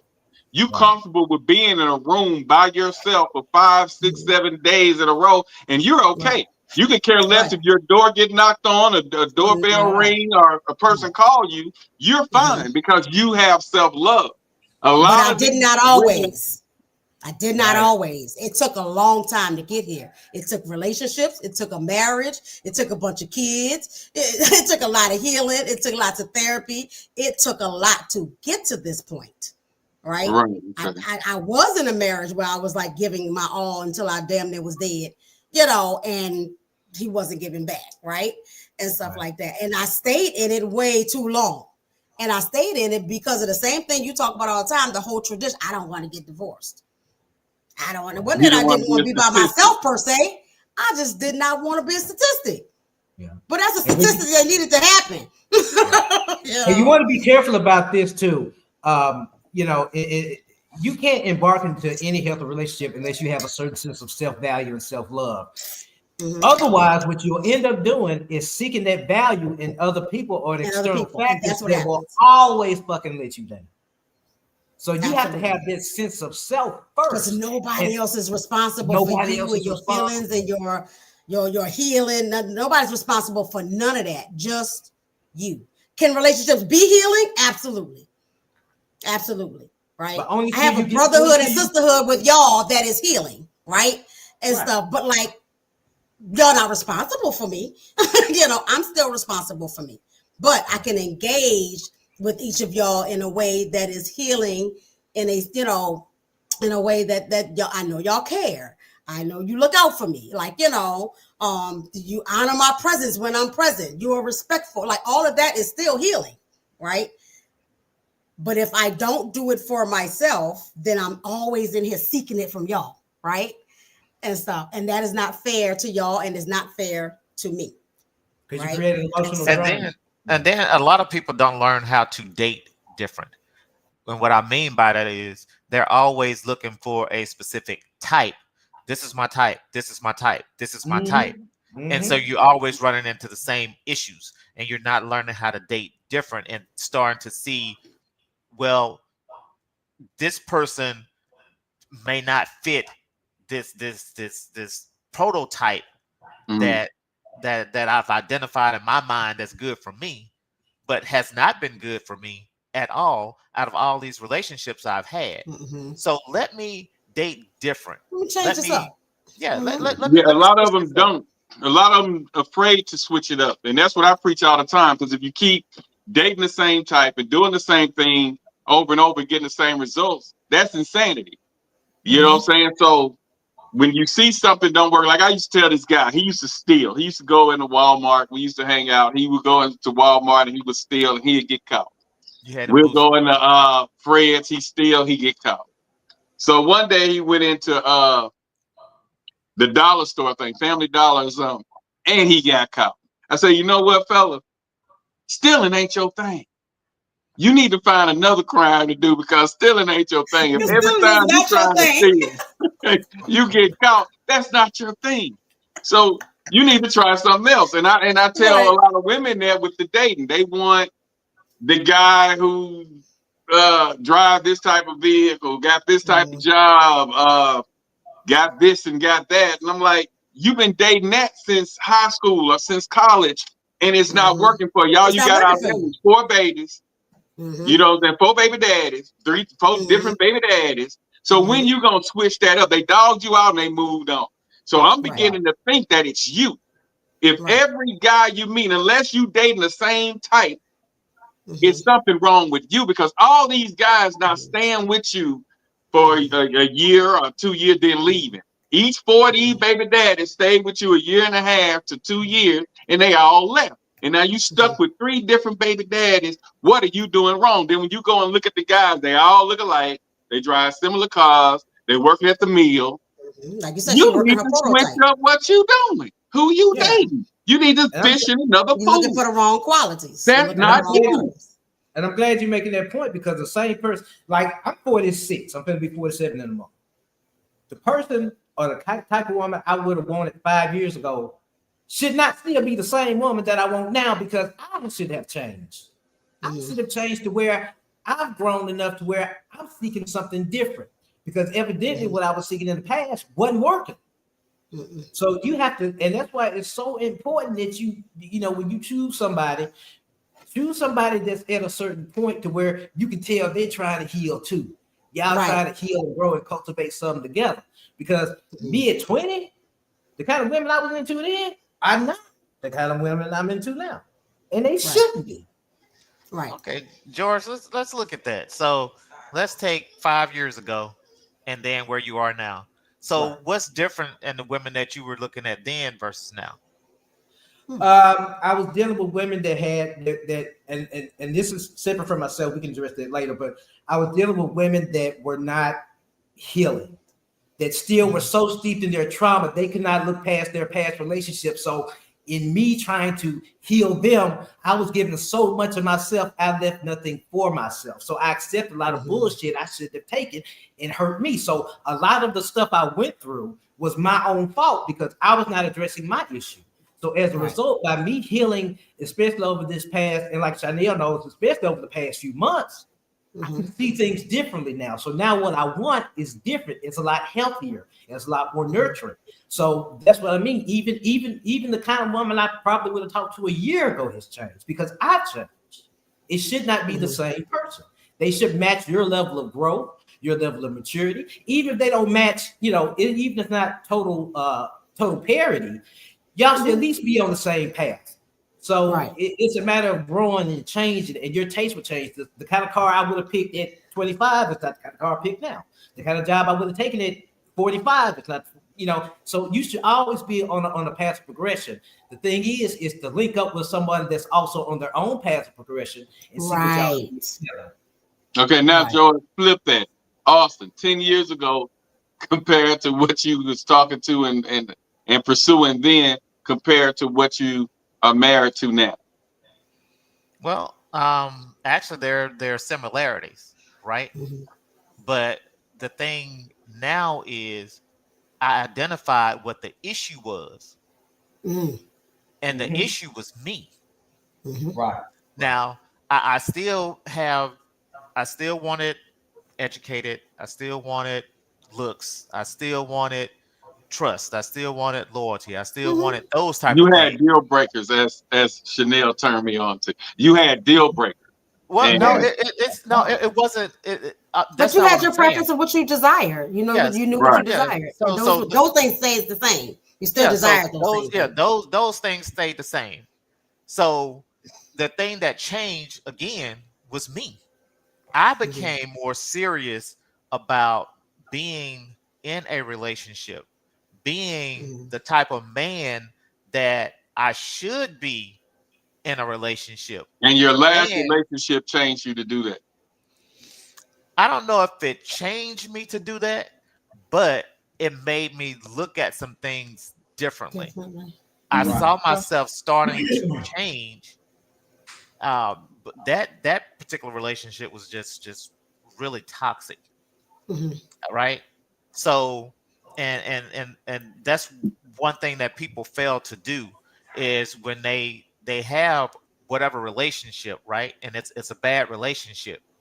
I did not take that relationship and sprinkle it into my other encounters with other women, because if I did, I wouldn't be at the point that I am now. Right. Right. Now, I took that experience and learned from it, but I didn't take those experiences and take the negativity with me, right, and bring it bring it Right, as that's the as thing. luggage. Which is so hard That's not to good, do, yeah. because Right. so many of us bring bricks from the past and try to build the homes for the future, and that be the thing that the straw that breaks the camel's back. You have to completely let the past be the past. You got to let it go completely, and that's hard to do. That is so hard, especially if there's no closure. So I think the fact that there was closure finally in that relationship, that was the motivation, and that's what had you where you're comfortable now, because you completed the closure. No, truly, there wasn't any closure. There wasn't any true closure. My closure was the divorce. So, and that was your closure. No. So when you're saying closure, then you're gonna have to define what you're saying. Define closure, right? Yeah. But closure, something that made you close the door and decide to move on. That's what closure is. And when you filed for divorce and that divorce was final, that was your closure. That closed the door. It's over. I'm leaving everything in the past to pass. I'm not in maturity. There are a lot of people that are divorced right now that did not have closure in Well, their no. We ain't talking about them. We're talking about you, because I know a lot of people that are divorced and they still want their mate. So we ain't talking about that. We're saying from what you just said to us, from a maturity standpoint, you knowing what you want, you realize the accountability. You took accountability to what your actions were. And when you closed that chapter was closed. I know plenty of people that went in divorce that'll still come back a year or 2 years later and still be hooked on that same woman or that same man, because there wasn't any closure. They closed out the marriage, but they didn't close out their relationship. Exactly. Right. So that closure was not there. You're gonna have to be comfortable with the fact that you may not. First of all, you got to define. Well, you have to be okay with not having closure and just moving the fuck on. Because what Here's the thing. Closure comes from inside of you. We think that closure has to do with the external, but closure has everything to do with you just releasing it and letting it go. Whatever event you seem to need for it is not necessary. You don't need to talk to that person. You don't need to give them their stuff. You don't need to have a divorce or whatever the case may be. You choose that, okay, this is something I no longer want. And so I'm going to move on. And George, that's what I did. That's what I did. And the relationship, the long relationship I was in before I got what I'm in now, I was tired of going from relationship to relationship. Like I break up today, I'm in a relationship tomorrow. I break up with her tomorrow, I'm in another relationship in the morning. It was never a, a break. So what I did to get completely out of that laugh, but I never went back. So I never really needed closure because I never gave my heart to nobody like that. But when you do find yourself giving that your heart and relying on this person, I cut them off and wean myself, is what I call it, off of that person. So when I leave, I know I'm not going back. Yeah. I know it's over. I'm surviving, like you said, without that person. I'm able to wake up, get dressed, eat, do whatever I do without that person being a crutch for me. And that's closure. Because I'm like, I could care less. It didn't matter. So I hate when people get out of relationships and there's no closure. I dated someone who was in a relationship that there wasn't any closure. And as soon as we get into it or whatever, they find themselves back talking to that person. And so I was like, I'll never, get involved there. There isn't no closure there. And I end up working with them to get back together. Hey, y'all need to work this out. So closure is a very important step to actually moving on. And if it's not there, it's going to be very difficult to continue in a serious, committed it's gonna make it impossible. It's gonna make it damn near impossible for you to find a loving, fulfilling relationship if you still holding on to relationships that one evidently did not fulfill you without giving yourself that closure. Because if you think of closure is you and that person having coffee and saying y'all goodbyes, that's bullshit. A lot of closure is gonna be you blocking somebody. I ain't talking to them no more. I'm done. Right. Just making the choice of being done. You don't have to have a 30-minute talk to have closure. You just have to be to the point where it's like, you know what, I'm gonna be okay, and it's over. It's over. That's it. And leave it there. People like to get on me and they're just like, well, what do you mean you're single until you're married? How do you get to the marriage part unless you're acting like, and one thing that women always trip up on, women always give too much in a relationship before they are married, and then the nigga don't want to marry you because he already got everything. He already got the kids out of you. Y'all living together. Y'all having sex. You cooking for him. You cleaning for him. Why would he go through the financial commitment, the relationship commitment, all this commitment with marrying you when you literally have given him everything up front? It's like working a job and never getting a paycheck. This is why I always tell women, you are single until you are married. Stop being a wife for a boyfriend.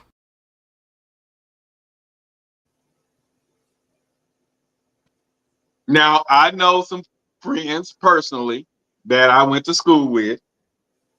I talk about them off and on this podcast. They've been living together forever, since high school. Still ain't married. Still go through the fussing and fighting. Because he is comfortable with what they have. They got the kid. They living together. Section 8 housing. They chilling. They ghetto family. And and I seen her one time years ago. I seen her at the club, and she say, "You think y'all think if it was me and my other partner?" She say, "Y'all think I'm a fool, don't you?" I said, "What you mean?" She said, "I've been with him going on 10 years. He ain't offered me to get married. We got a child together, and I'm just in a relationship, just letting him use me." I said, "Baby, if that's what you want to do, that's your life. We don't judge, blah, blah, blah. That's your thing." But you could tell she wanted more because she came from a family that had more, that wished more for her. Her mom was married and loved her dad. And she wanted marriage, but she fell in love with a guy who ain't messed up about marriage. And so they going every day. They love each other to death, but they'll fight. He'll stay away, she'll stay away. But they got that toxic, lovable, we together forever relationship. And it's going on at least 30 years that they done been together, single and doing their thing. But it's because he's comfortable getting the milk, getting the steak, enjoying the fruits of the labor of the cow without saying, will you marry me? And so he will never marry her. The only way that I think he'll probably marry her is that he gets terminally ill, God forbid, struck with cancer of some type, bad diabetes or something, and then he just marry her because that's what she wants and she takes care of him, you know. But he's comfortable, like y'all say, like Chanel say, they do what you allow them to do. She allowed him to treat her like that for 30 years, and it is what it is. She wanted better, but she accepted less for one. Yeah, and so at some point that she settled, and so instead of, and also again when we talked about the talks, right, and all that. If you are with somebody who doesn't value marriage and see that as an asset, right? Because everybody don't see marriage as an asset, right? And stuff like that. If he doesn't see it as an asset and you do, then you shouldn't be with that person. But it's too late now. They've been together 30 years. It's never too late now. It's never too late. As long as she's alive, then she can do what she got to do. You can run on 4 flash change them tires and keep it going, man. No, on the same note, no, when you're dealing with emotions and when you're dealing with people, if she didn't have took that abuse or whatever they got going for 30 years, if she tried to get into something new and he snap his finger and say, hey, baby, where you at? I'm missing you, blah, she gonna leave that house at whatever time. What that means, when she started, she hasn't grown. Right. What that means is she needs to be by herself for a while, heal herself before you try to get that's gonna be tough because she's been in it too long. She's been in that too long. What needs to happen is she just need to go and stay in their relationship and shut her damn mouth. Exactly. That's exactly what she's doing. She's not interested in anything better because she's settled and she has accepted that this is the way it is. And even though she whine and complain about it or come around and be like, oh, y'all think I'm a fool. No, you think you a fool. That's why you're saying that. There you go. Because we ain't even thinking about it. Because we're not thinking about you, baby. It's you that thinks you're a fool. And if you don't feel foolish enough to step out of it and do something different, then a fool you shall be. You chosen foolery. And that's okay. All right. So baby girl telling me it's time for me to go. Time to go. I'm gonna let y'all sit down. It was a pleasure speaking with you, man. Get at us later. We got a couple of videos. We'll be out of here after a while. Appreciate you, man, for coming on. Me and George and Chanel, we got it. Appreciate you, man. All right, awesome. Hey. My sentiment is if I'm not engaged or I'm not married, I'm single. Hey, that's my dog right there. No cap. What is wrong with That's really how I y'all are dumb. Y'all are bad people. Y'all are bad people. I'm not condoning cheating. Yes, but you I'm are. saying, that's you're technically single until you marry. But you know people kill themselves for getting cheated on. People That's kill OD themselves to every use day. that. So why do you put these expectations on men that you date if they're single? Why would they take care of somebody that's also single? When they only take care of somebody they're in a partnership with? Boy. Listen, they can do whatever they want. I've never said that they have to. If they want to be with me, that's what they're going to do to be with me. And when I'm with someone, I am monogamous. So you 100%. No. But technically, you are single. No, I've cheated before. How are you monogamous with somebody who's single?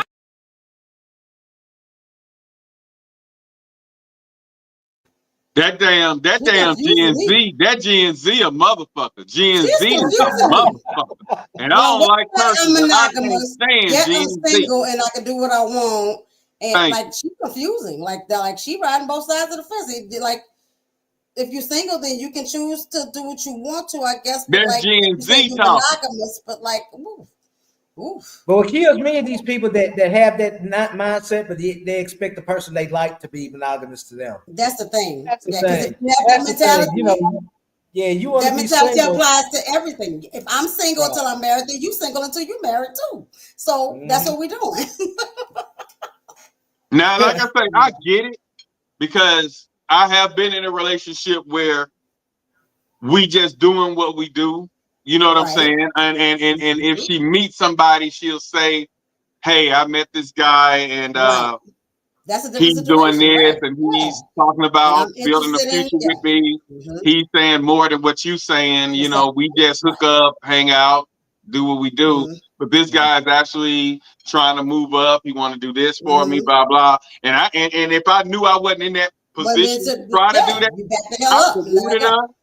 Right. Hey, I wish you the best, blah, blah. You know, if you need anything, whatever, you know, give me a holler. But I knew that it was over. And those are relationships that we chose, you know, that we chose to have that type of relationship. If I find somebody, because it's like y'all together and you have what you have in common, but it's not that that make you say, I'm finna shut everything down. And you know, so I you don't be vibing, have chemistry with somebody, everything is gravy and great, but that's not your forever person, and that's all right. And people tried to make me feel like scum of the earth because I wouldn't accept this person.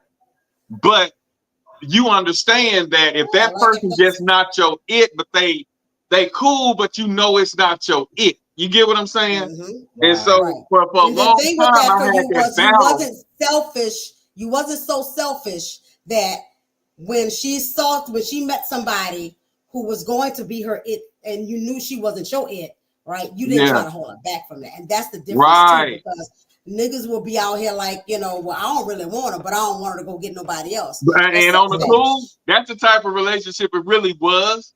But the fact that she felt comfortable enough to come to me and say that shit, I ain't gonna lie, it hurt. I ain't gonna lie, 'cause I'm like, what you talking about? You know what I'm saying? But when she was like, but he said he's gonna do this, and he seemed like he's pretty cool. And then I had avoided her for about 3 weeks, you know, and that was, and so at some point you have to take accountability for your role in what made her decide that. When she was calling me, I was with somebody else and I wasn't answering the phone. And it took 3 weeks for this guy who she was talking to, the co-worker, calling on the phone after the job, bringing her lunch. So she was like, well, hell, this nigga ain't doing it for me. Right. So he not answering his phone. So why am I being a fool? At some point, she woke up. She woke up. You know, so when I looked back and started thinking about it, I was like, nigga, you was avoiding her call. She would say, what you doing tonight is, oh, I'm busy. She'll say, what you doing Friday? Oh, I'm finna be with fellas. You avoided her, and then you saw her when you found that it was convenient for you. So now that she's finding somebody who she say, so what you doing tonight? Shit, whatever you want to do. What you doing right now? Nothing. You want me to come by? Hey, let's go get something to eat. He's doing things that I wasn't doing. So when she felt more comfortable to like, hey, let me clip my loose end. Hey, he's trying to go here. He's doing this. He's buying me this. He even helping me get through school. He paid my tuition, my down payment. Well, he bought my books. And I was like, okay. He offered to pay for my books. But the hater in me wanted to say, yeah, he offering to buy your books, but he ain't bought them. So he could just be selling you a drink. But at that point, the fact that she came to me sincerely and was trying to talk to me, I was like, okay. And it was one of those, can you just be happy for me type speeches? And I was like, oh my God, can you just be happy for me, bitch? And it was right now. Because you're leaving me alone, I can't do it right now. You know, so and yeah. If I think what it is that in this situation, it probably wasn't the fact that he was buying tuition and doing this. It was the fact that he was emotionally available. He was available. He was. He made himself accessible to her. He was showing his interest. Showing interest when you weren't. And at that time, I was on my machoism, and so I was like, I wasn't gonna make myself 100% available. I'm busy. Yeah. You know what I'm saying? And somebody else, like Martin said in his stand-up, somebody else got my time. And y'all don't know how much that stand-up that Martin did messed with me. That was my relationship. Yeah. Somebody else got my time because I was being too macho. You know what I'm saying? I'm DJing, the girls on me at the club. And so I was picking who I wanted to go home with. So it didn't matter. So when she'll say, hey, what you doing after the club? Hey, I'm busy. We in the club, we going to go eat. And I'm probably going to hang out over Nard house for a little while. I'll hit you later on. I never hit her later on. She'll hit me up that day, and I'm guilty. And my conscience play with me, but when I'm guilty, I don't want to talk to you. Give me about 3 days, and then I'll say, hey, what's up? So what you do the other night? Oh, nothing, just hang with the boy. But if I'm fresh from being guilty, I don't want to talk to her. And I was doing that. So when she came to me sincerely and was like, hey, I met such and such. He's on my job, blah, blah. I'm like, okay, you talking to me about that. I wish you guys the best. And if you need anything, just give me a call. You need that ear, I'm here. That type of shit. But that was hard because I liked them, but because of the time that I was spending, because they was getting majority of my time, but I didn't want to seem like I was a wuss or my nose was wide open. I'm still trying to be macho for the fellas and, let it get away. You know what I'm saying? So I accepted that. So I understand that concept of the commitment until you feel like that person is the person. Because they was like, man, you messing up. The fellas was even saying, man, you messing up. That's a good one. But she wasn't that popular club like George, like George say, the woman that you would date 15, 20 years ago is not who you will be with now. And like I say, and I said on this podcast, it was the popularity, the she the shit, I'm the shit is what only reason I was talking to her.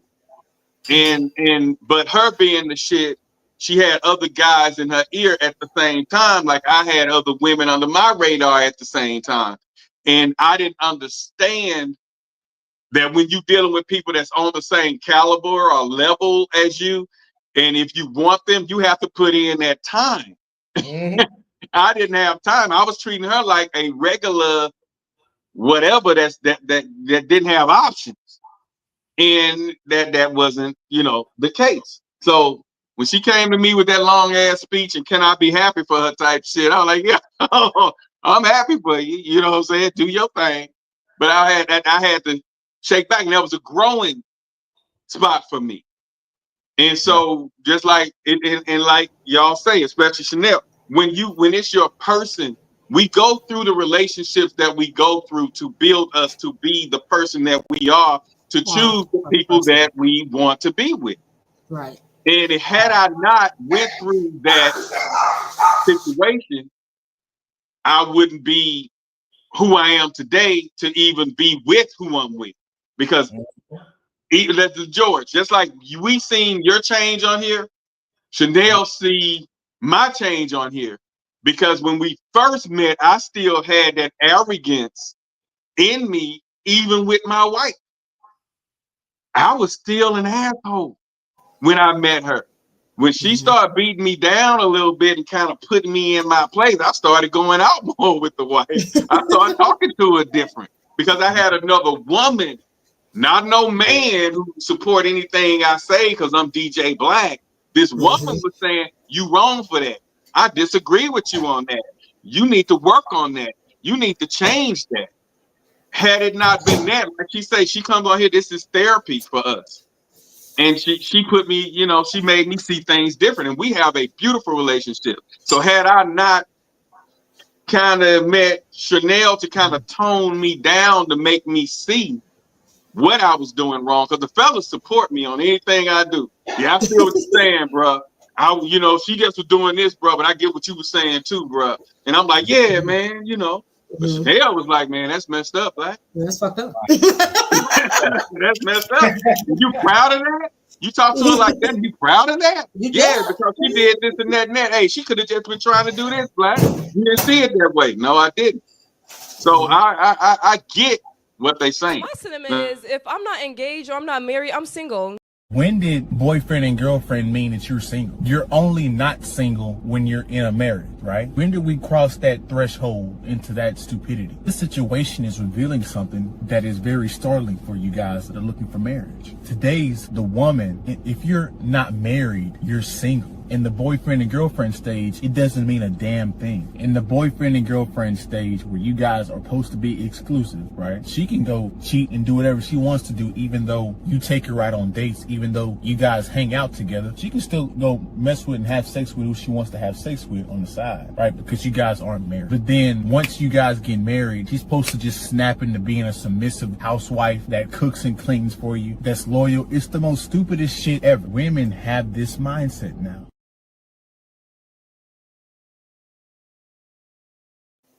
And I always say the woman who I hear say that, be that woman. She uses the relationship when she wants it. When he's helping her with a down payment on a car, that's hubby. Right. When he's giving Relationship her of money, convenience. when he's convenienced, she wants that relationship. But if her friends want to go on a girls trip, ain't no ring on this finger. Mm-hmm. If the friends want to go hang out at Jamario's house, and girl, what time you got to be home? Ain't no ring on this finger. I get there when I get there. They use that to their advantage, according to like she say, to their convenience. They're married and hubby and wifey material when it's convenient to them. Convenient. Yep. But when she want to do something, she want to do. And what I learned about women, if it's something a woman really want to do, and y'all not married, she's gonna do it. Right. Right. She's gonna do it. If Chanel want to go to a Boys to Men concert or a Genuine concert and she not married, if that man doesn't put an emphasis on, I really don't want you going, she gonna go. Because that's something she wants to do. Even It's if you gonna say really that, I'm have gonna say, to so tell bother me him. why. Yeah, he It's really why. gonna have to bother him, and he tell her why he don't want her to go, for her to call her friends and say, "Hey, y'all, I'm not going." But if he just say, "Hey, okay, so you want to hang out with your friends?" Huh? Yes. They asked me to go. I ain't been nowhere in a while. I've been cooped up in this house. You done been all around the country, and yes, I want one night, and I haven't had my feminine energy, and if and all we doing is going to a damn Genuine concert, I don't see a problem with it. And you know I have Genuine. I got all his CDs in the back room. So what's the problem? It ain't like I'm just going because then I don't know the artist. I got all his CDs and I got the videotape, the CDs, everything, a Genuine and Aaliyah and Timberland. So why can't I go? And she's gonna go. Right. Because that's something she wants to do. I want to do. Right. Right. And so you have to have boundaries in your relationship too. Even if you are just dating, you have to. It's not a matter of deal breakers, but just those little ancillary areas that you won't compromise on. You know what I'm saying? So you have, like I said, you have to communicate things on the front end as far as what you expect. So 6 months, a year in, you're not getting surprised with some bullshit because you didn't say you would have a problem with her going to all she sees is she going to a concert with her friends. All of a sudden you tripping. You know what I'm saying? So I mean, if you're not communicating, then you don't have much of a relationship anyway. Because if you're trying to be on that level, then you need to be communicating on that level. Otherwise, you're just fucking off. The thing that I had a problem with, and I had to mature on, and this is like they say, as of last year, old. You gotta have some type of trust, man. And I was a person that didn't have trust at all because I knew what I did. You get what I'm saying? I knew where I came from. I knew the woman leaves the house and I meet her up the road at the stop sign and we go to the hotel. So I'm coming off of that. He busting his ass to keep the lights and shit on, and I gotta, ride with me, and he don't know where she at, and she ain't answering the phone. You know what I'm saying? So when you come from that, trust issues are waka flocka. You know what I'm saying? Them trust issues. And so I had trust issues. And then the fact that I was popular in a small town, I had getting played issues. So you got trust issues mixed with getting played issues, and I was fucked up. I ran so many women off because I was fucked up. She couldn't have play brother. Because to me, play brother mean he hit it every blue moon when you feeling vulnerable. Play cousin do the same thing. Girl, we just grew up together. This my brother. He yeah, that brother looking at you some type of way. And when he get older, that brother gonna try to hit you. He ain't your blood. He gonna try. I ain't trust a motherfucking blood. Her cousin, he a hit because he your cousin. So I was hella messed up, bro. And so trust issues mixed with get played issues. I wasn't that nice to deal with, man. And the fact that mine wrote it out, that's what earned her the ring. She dealt with this crazy motherfucker. You know what I'm saying? I'm able to say that now because I look back and I'm crazy. I was crazy, stupid, ignorant. I wouldn't even talk to me. I'd be like, you know what? You a little bit too much. You too much. You know. Oh my goodness. You too damn much. So if she wants to hang out with a friend or two, baby, go. How much you need? Yeah. You know, go, because you gotta have it. And then I'm spiritual. I'm more spiritual now. I'm not religious, but I'm spiritual. So I feel like with me being spiritual and anointed, if you slip off and do something you don't supposed to do and we break up, then you weren't meant for me. There you go. And so I'm not finna be trying to stop somebody from doing something. Yeah, because you can. You got to give them their freedom, bro. Let them go where they want to go, support whatever they want to do. And if they messed up, that means they weren't for you. They weren't your person. And now you can give your time, your love, your energy to someone who really wants you. Someone who really needs to accept that, who wants to accept that. And until I got to that space, I'm like, hey, where you going? Why you got to go there? Call me when you leave. Call me when you get there. And then my girl now, she be trying to, the wife now be trying to give me her goddamn location. I don't want your damn location. You go where you go. Let's share a location. I ain't trying to do that. You do what you do. Right. You know what I'm saying? I feel like I'm spiritual enough where if you're doing something you ain't supposed to do, I don't know about it. I don't know about it. So just do you. You know, we ain't got to share no goddamn location. I'm straight on that. You need to get an iPhone so we can share location. No, I'm straight. So, you know, it's like growth. It's growth. Like George said, it's growth. If you still the same way you were 15 years ago today, there's something wrong with you. You're not growing. Right. And so that trust gotta be there. Some type of trust gotta be there. And trust is a choice. And it's hard though, because when you come from you know how to cheat. Yeah. You know how to do it. So but if you notice in a pattern though, you need to open your eyes. Yeah. See what she say.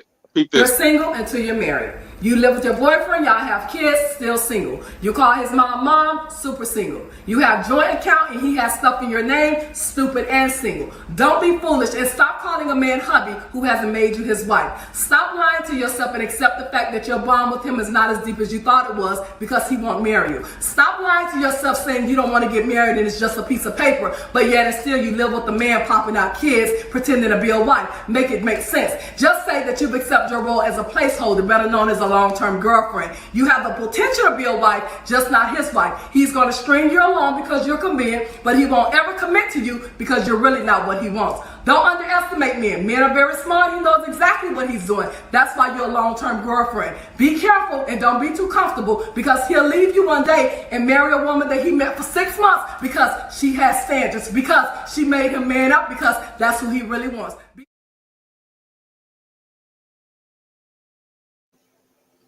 Now she a hater. Now she's straight, but that's a hater. She killed every man. What we try to do, she burnt that shit down. That was messed up. I didn't really want to play that because that messed with a lot of players.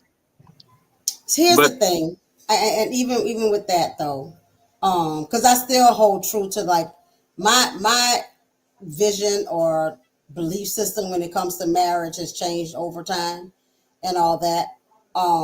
And again, everybody doesn't see, value in it. Everybody does not view it in the same light and stuff like that. If you want marriage and you want that piece of paper, right, and all that, because being honest, and as being super logical and practical, the marriage license makes you a legally together couple. You get to file your taxes together. You get to claim property together. It's a legal document, right? It's a legal document, right, and all that. Because there are people who get married who don't love each other. It's a business arrangement, right? Right, and stuff like especially that. And now, so the paper in itself does not have any other value but for the government purposes. right? Mm-hmm. And all that. But if you decide that you want to cohabitate with somebody and both of y'all are on the same page, neither one of us are truly interested in the marital deal, actually going to the courthouse or whatever the case may be, and y'all are both happy with that, and that is what you both want, and you know that's what you want, there is nothing wrong with that.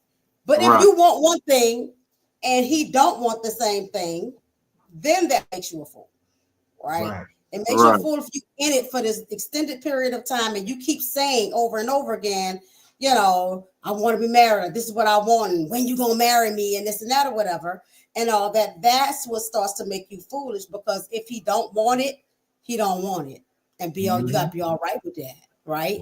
And stuff like that. I wanted it, and my ex-husband did not want it. And when I was ready to walk away, he wound up. He didn't even propose. Like, you know, he knew I wanted to be married. We talked to the pastor and all that. Did I pre-marriage? I made an appointment for premarital counseling and all that stuff or whatever. When he tells the story of why we got married, it has to do with him not wanting my child to call somebody else daddy. It had nothing to do with being with me, right? And so I pushed and pressured, because I didn't want to have children. Again, it was statistic based. I didn't want to have a bunch of kids out of wedlock, right? And stuff like we'd already had a baby. And also, even my mentality about what I wanted at that time was skewed, right? It was based in other things. Did I love him? Yeah. Was I really ready to get married? Probably not. You know, should I even have had that baby at the time? Who knows, right? And so it's a matter of agreement. It's a matter of agreement. I don't think any woman is a fool who is with somebody who is in agreement with what they want. It's a matter of them. If you're not on the same page, then that's an issue. Right. But Then for the her reason blanket statement that everybody thinks everybody want marriage. Everybody don't want marriage. And most of us have been conditioned into believing that we want marriage. And what we admire, at least what I do admire about you, is you did the marriage thing. I did. And it just happened. It didn't work. So for a person who's done it and say, I've been there, done that, it wasn't what I thought it was, I'm finna try it different this time.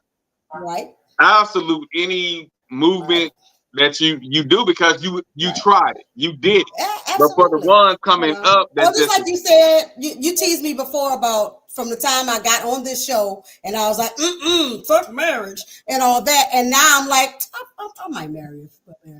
If he asks, I probably would, right? You know, because again, that was another growth period I had to get through or whatever. I still believe that marriage is a document for the government, but that don't mean I don't want that document. You know what I'm saying? I look at it as a document, but I also saw an uncle of mine that was in a super long relationship. I'm thinking they were together probably 45 years. And when he passed, that woman didn't get nothing. My sister knew. And that's the real purpose, right? Because it binds you legally.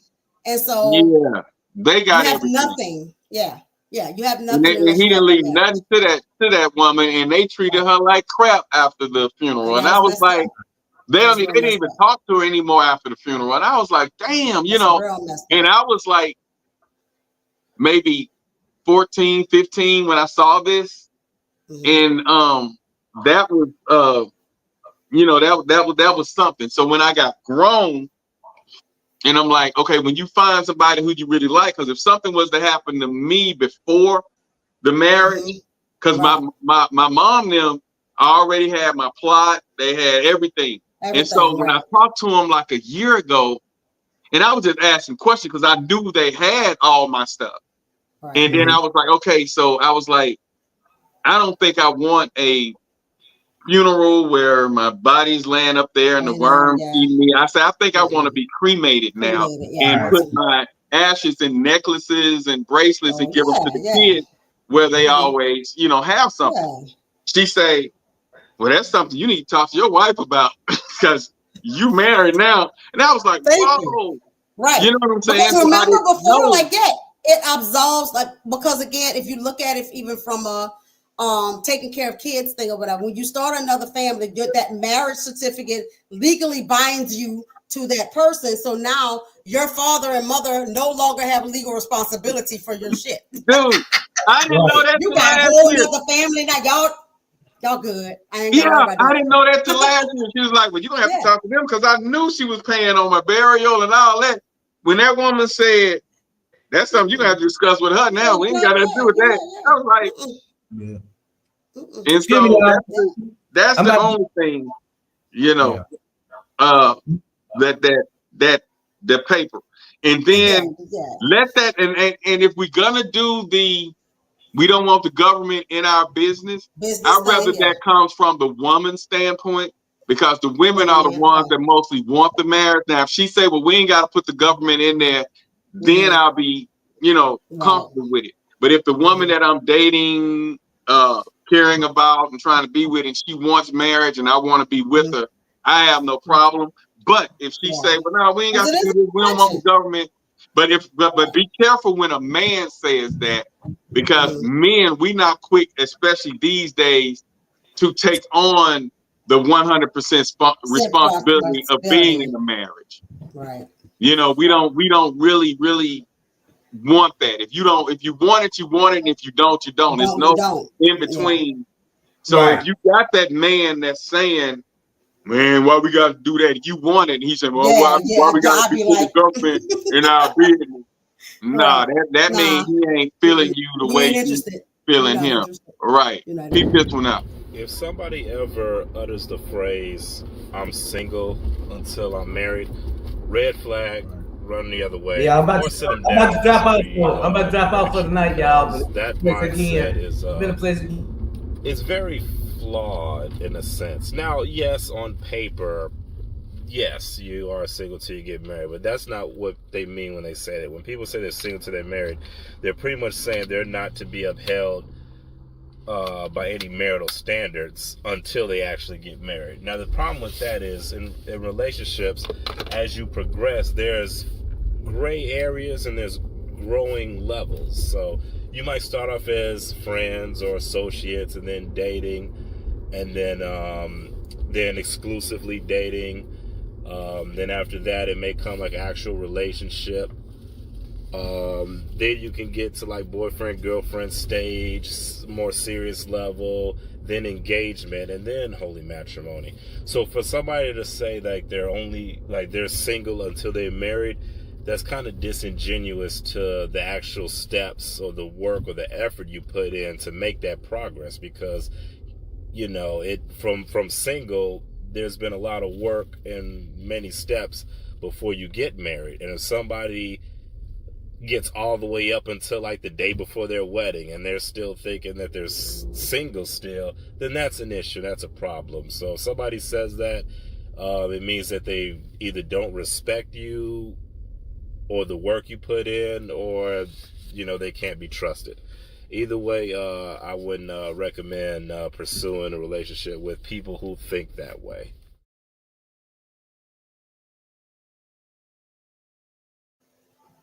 But you know what, Chanel? A lot of the Gen Zs preach that I'm single until I'm married. I don't know where it came from, whether it was Beyonce. If you wanted, then you should have put a ring on it. You never know. That's possible. So it's like, okay.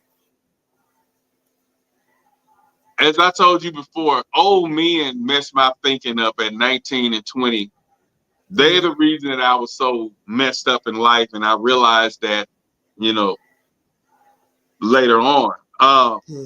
But they told me that even if you living with a woman, and the fruit guy, the guy that used to be on here, James, he teased me all the time, David.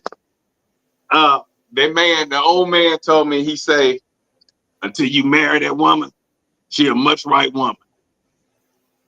And I said, what that mean? He said, she got much right to see and date whoever she want to see and date behind your back, and ain't nothing you can do about it. He said, I could be talking to her. Your neighbor could be messing with her, and ain't nothing you can do about it. I say, why? Because you ain't got no ring on her finger. That woman don't belong to you.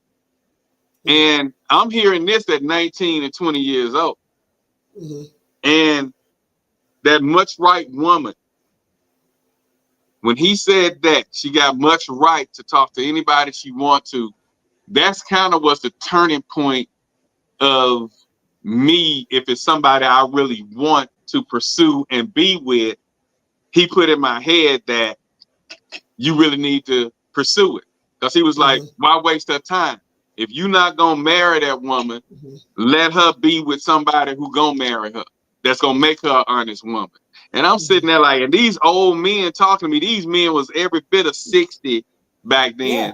Then they was messing my head up. They had been married, had tons of kids, and I'm sitting there green, and I was the butt of their jokes. You know what I'm saying? You know how it is when you first get on a little job and you around all these old people. And he broke that down. And so he was like, if it's somebody you really want, you will know it, because you're gonna go out the way to be with them. Yeah. And if I'm dating somebody for 10 years and have them proposed or talking about being, he was like, nigga, either he said, quote unquote, shit or get off the pot. That's that old man said. And he was like, you wasting her time. Let her be with somebody who can give her what she deserves, what she needs, what she wants. If that's not you, let that woman go. Why are you wasting her time? And so I got taught that at 18, 19 and 20 years old. And so that's why I really didn't believe in wasting too much time, where if that woman started talking about being in a serious relationship and I knew I was just bullshitting, waiting on Sharon to act right, I knew to get out of that relationship. You know, I stopped playing with feelings later on, because when y'all make up y'all mind that you serious and you want to be with somebody and you plan the future, that can go south if you're not on board. If the conversation and everybody not on the same page, that's where we was reading about the woman who stabbed him and the woman who shot him, and you know what I'm saying, and we start hearing them stories. And so that's when I stopped playing with feelings. Shortly after hearing that, I just started being honest. When I got a little older, I was like, well, are you seeing somebody? Yeah. We're not on the best of terms right now, but yeah, I'm talking to such and such, and this is what we got going. I don't know what's going to happen with us, but I'm digging you. I'm digging you right now. And, you know, and then if it's coming to, but I never really went back per se, but if I knew I'm just out, and I was in a messed up position because I'm a DJ, so I'm around women that's dressed to look beautiful all the time, because they're in the spot to be seen. And so when I meet them and I'm going through what I'm going through at the house, you know, I had to explain that. You know what I'm saying? Well, yeah, I'm living with, you know, we got this going, but I'm digging you, but I don't know what can come. We know what can come of this. I'll let her have the place if me and you come together. But then it was like, just be honest. I couldn't lie like I hate her guts and talking down on her up under, like they used to say, up under her clothes. I didn't do none of that because I didn't know if I was gonna go back. You get what I'm saying? And then if you like this other person and she hears you talking bad about the person that you're with or living with, mature women like yourself will be like, this nigga ain't shit. If he down in her, what he gonna do to me? They gonna do so you're not gonna see me the same. Thank you. And having sisters, I learned that. And so I just started just being honest. I don't know what's gonna happen. We've been going through this. She ain't talking to me. I ain't been talking to her. I'm sleeping on the couch. She in the bedroom. So we probably gonna end up ending. So we can see each other. We go out to eat. We hang out. We do the movies. You know, we do whatever just to see what become of it. Then if she end up acting right at the house and I'm still deep in this relationship, I'm gonna let that go, and we may have 6 months of great relationship, a year of great relationship, because men, we get comfortable and content in relationships. We ain't quick to jump up and move on. That's why you guys file for divorce quicker than we do. Men, we ride it out because we know we going through a rough patch. But that woman get tired and fed up. She like, hell, I ain't finna put up with it you know, and it just, we last minute to get out of it. Right. So the marriage thing, like you say, everybody's today don't view marriage like it was viewed back in the day. Right. But there are quite a few women out there, and I'm learning some of the Gen Zs, the new Gen Zs are looking for marriage because they done been out there fighting, and all that. So, yeah. And so now they looking at the. I think it'll come back around. It'll start coming back around. When you see the post on social media now, the 25-year-olds, they're looking into the marriage, whereas the 26 to 35 was like, man, fuck that shit. Right. You know what I'm saying? But if you look at the younger generations, you will see they're starting to see the value in being monogamous, being in a relationship with somebody, like building a family, building a business, building a life together, like they seeing the benefits of it. You know? Right. And like I say, even if the like I said, the marriage certificate itself, like the fact that it does give you legal rights, like it's a legal document, right? And all that. I am his next of kin because I'm his wife, right? And so that stuff does make a difference. Like, you know, if something happens and they got to go to the hospital or whatever, like there are legalities, you know, that it grants you, if nothing else, right? Even if you see it as a piece of paper, it is a legal document. And I didn't see it like that until Mom broke that down last year, because I still was putting Mom on there as my beneficiary, and she was like, "No, you know, you got a whole family now." But I didn't see it like that. See it at that. You know what I'm saying? Because all I knew was we said I do. Right. You know what I'm saying? I didn't know the legal, like you're saying, the legal side of it. Until she broke it down, because I'm like, she already got a plot for me. So I said, I need to kind of tell her that I don't really want to be buried. And she was like, no, when you got married, about a week after you got married, I canceled that policy. Cancel that. And I was like, wow. She said, so yeah, you would have to speak with your wife about that. But why she didn't, you know, I was still thinking, and probably till but now. She still should have told you something. She should have said something. Yeah. She definitely should have said something to you. Yeah, I thought you find out like that. But yeah, so if you do encounter somebody like Chanel and everybody saying, and even George and Austin, the communication has to be there. You have to be on the same page.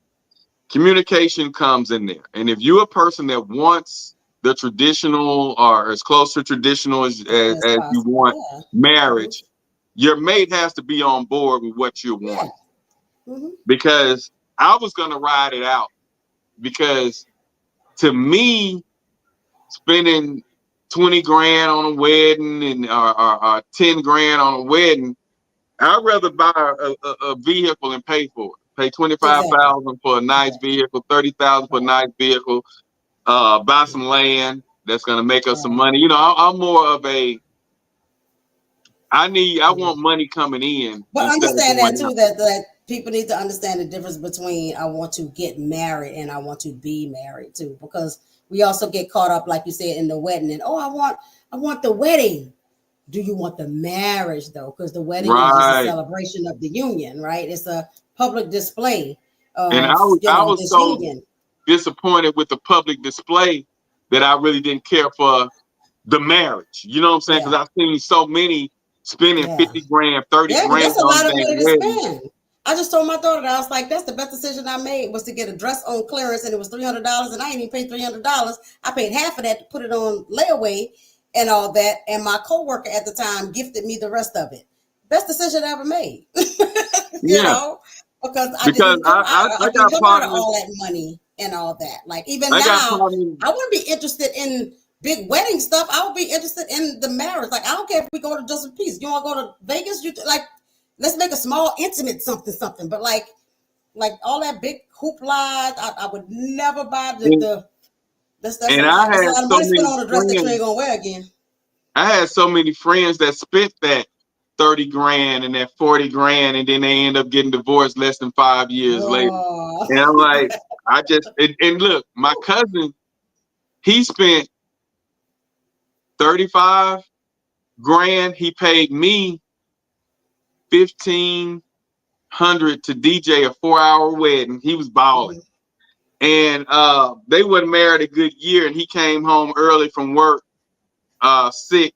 His boss made him leave, and he was a millwright and making good money. The boss asked him to leave because he was ill and he didn't want him around that equipment at that mill. He came home early and caught her with somebody, and that was less than 6 months after he got married. Wow. And So he you gotta make snapped, sure. he broke the guy collarbone, he broke her jaw, and he went to jail and lost that millwright job. And he been drinking and an alcoholic ever since. You know, and that's been over 20 years ago.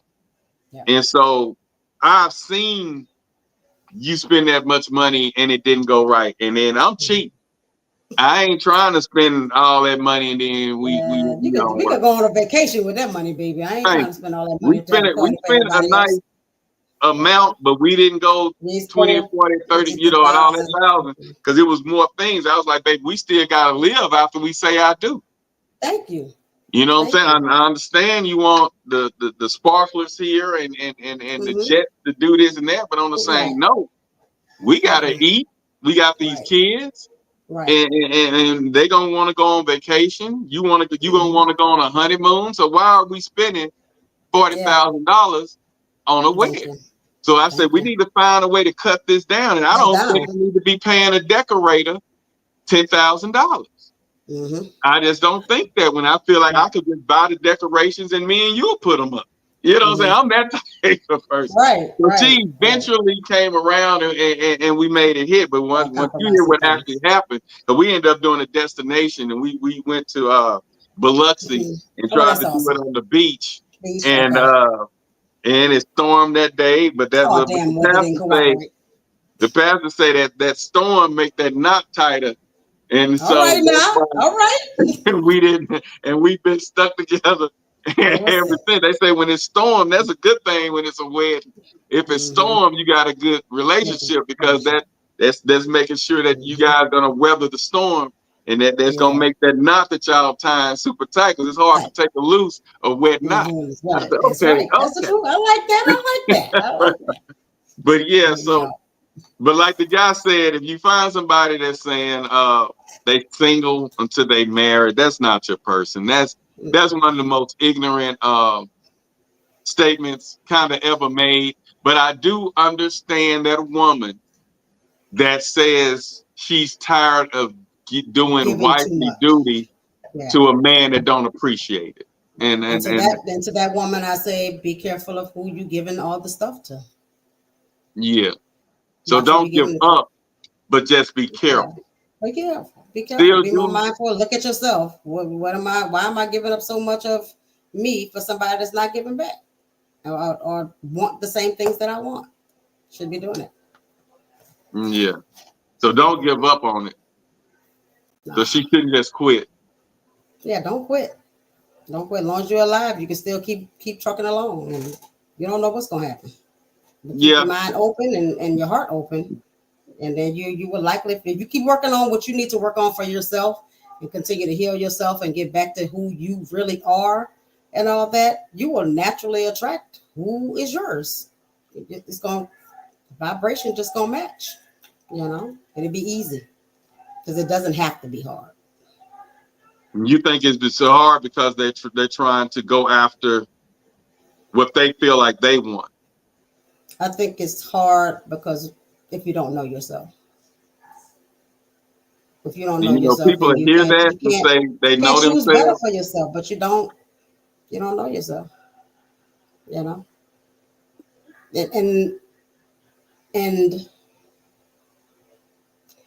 are you trying to feed something within yourself through other people? Are you seeking something from the marriage relationship or your romantic relationship that's supposed to, fill in spaces? Like I said, the relationships definitely heal and all that, but like you have to do the work. Like that other person that's there will contribute to that. Like I said, my boy, makes me feel like a woman. It makes me feel protected, and so I'm able to be soft in his presence, and I can just be a girl. And all that. And that's something I didn't even realize I needed, right? And stuff like that. So But it was necessary. So that's part of how this relationship healed, right? It gave me a space to be something that I never had opportunity to be before, and all that. And vice versa. I'm sure in the opposite direction, I'm able to give him something, right? And stuff like that. But when you are seeking, like I was before, I was seeking approval. I wanted, I wanted other people to make me feel good about me. And that's my responsibility. And so until I got to know who I was outside of seeking attention from others, outside of looking for approval from others, outside of trying to impress everybody else. And it's just me, and I appreciate me and my whole complete fullness.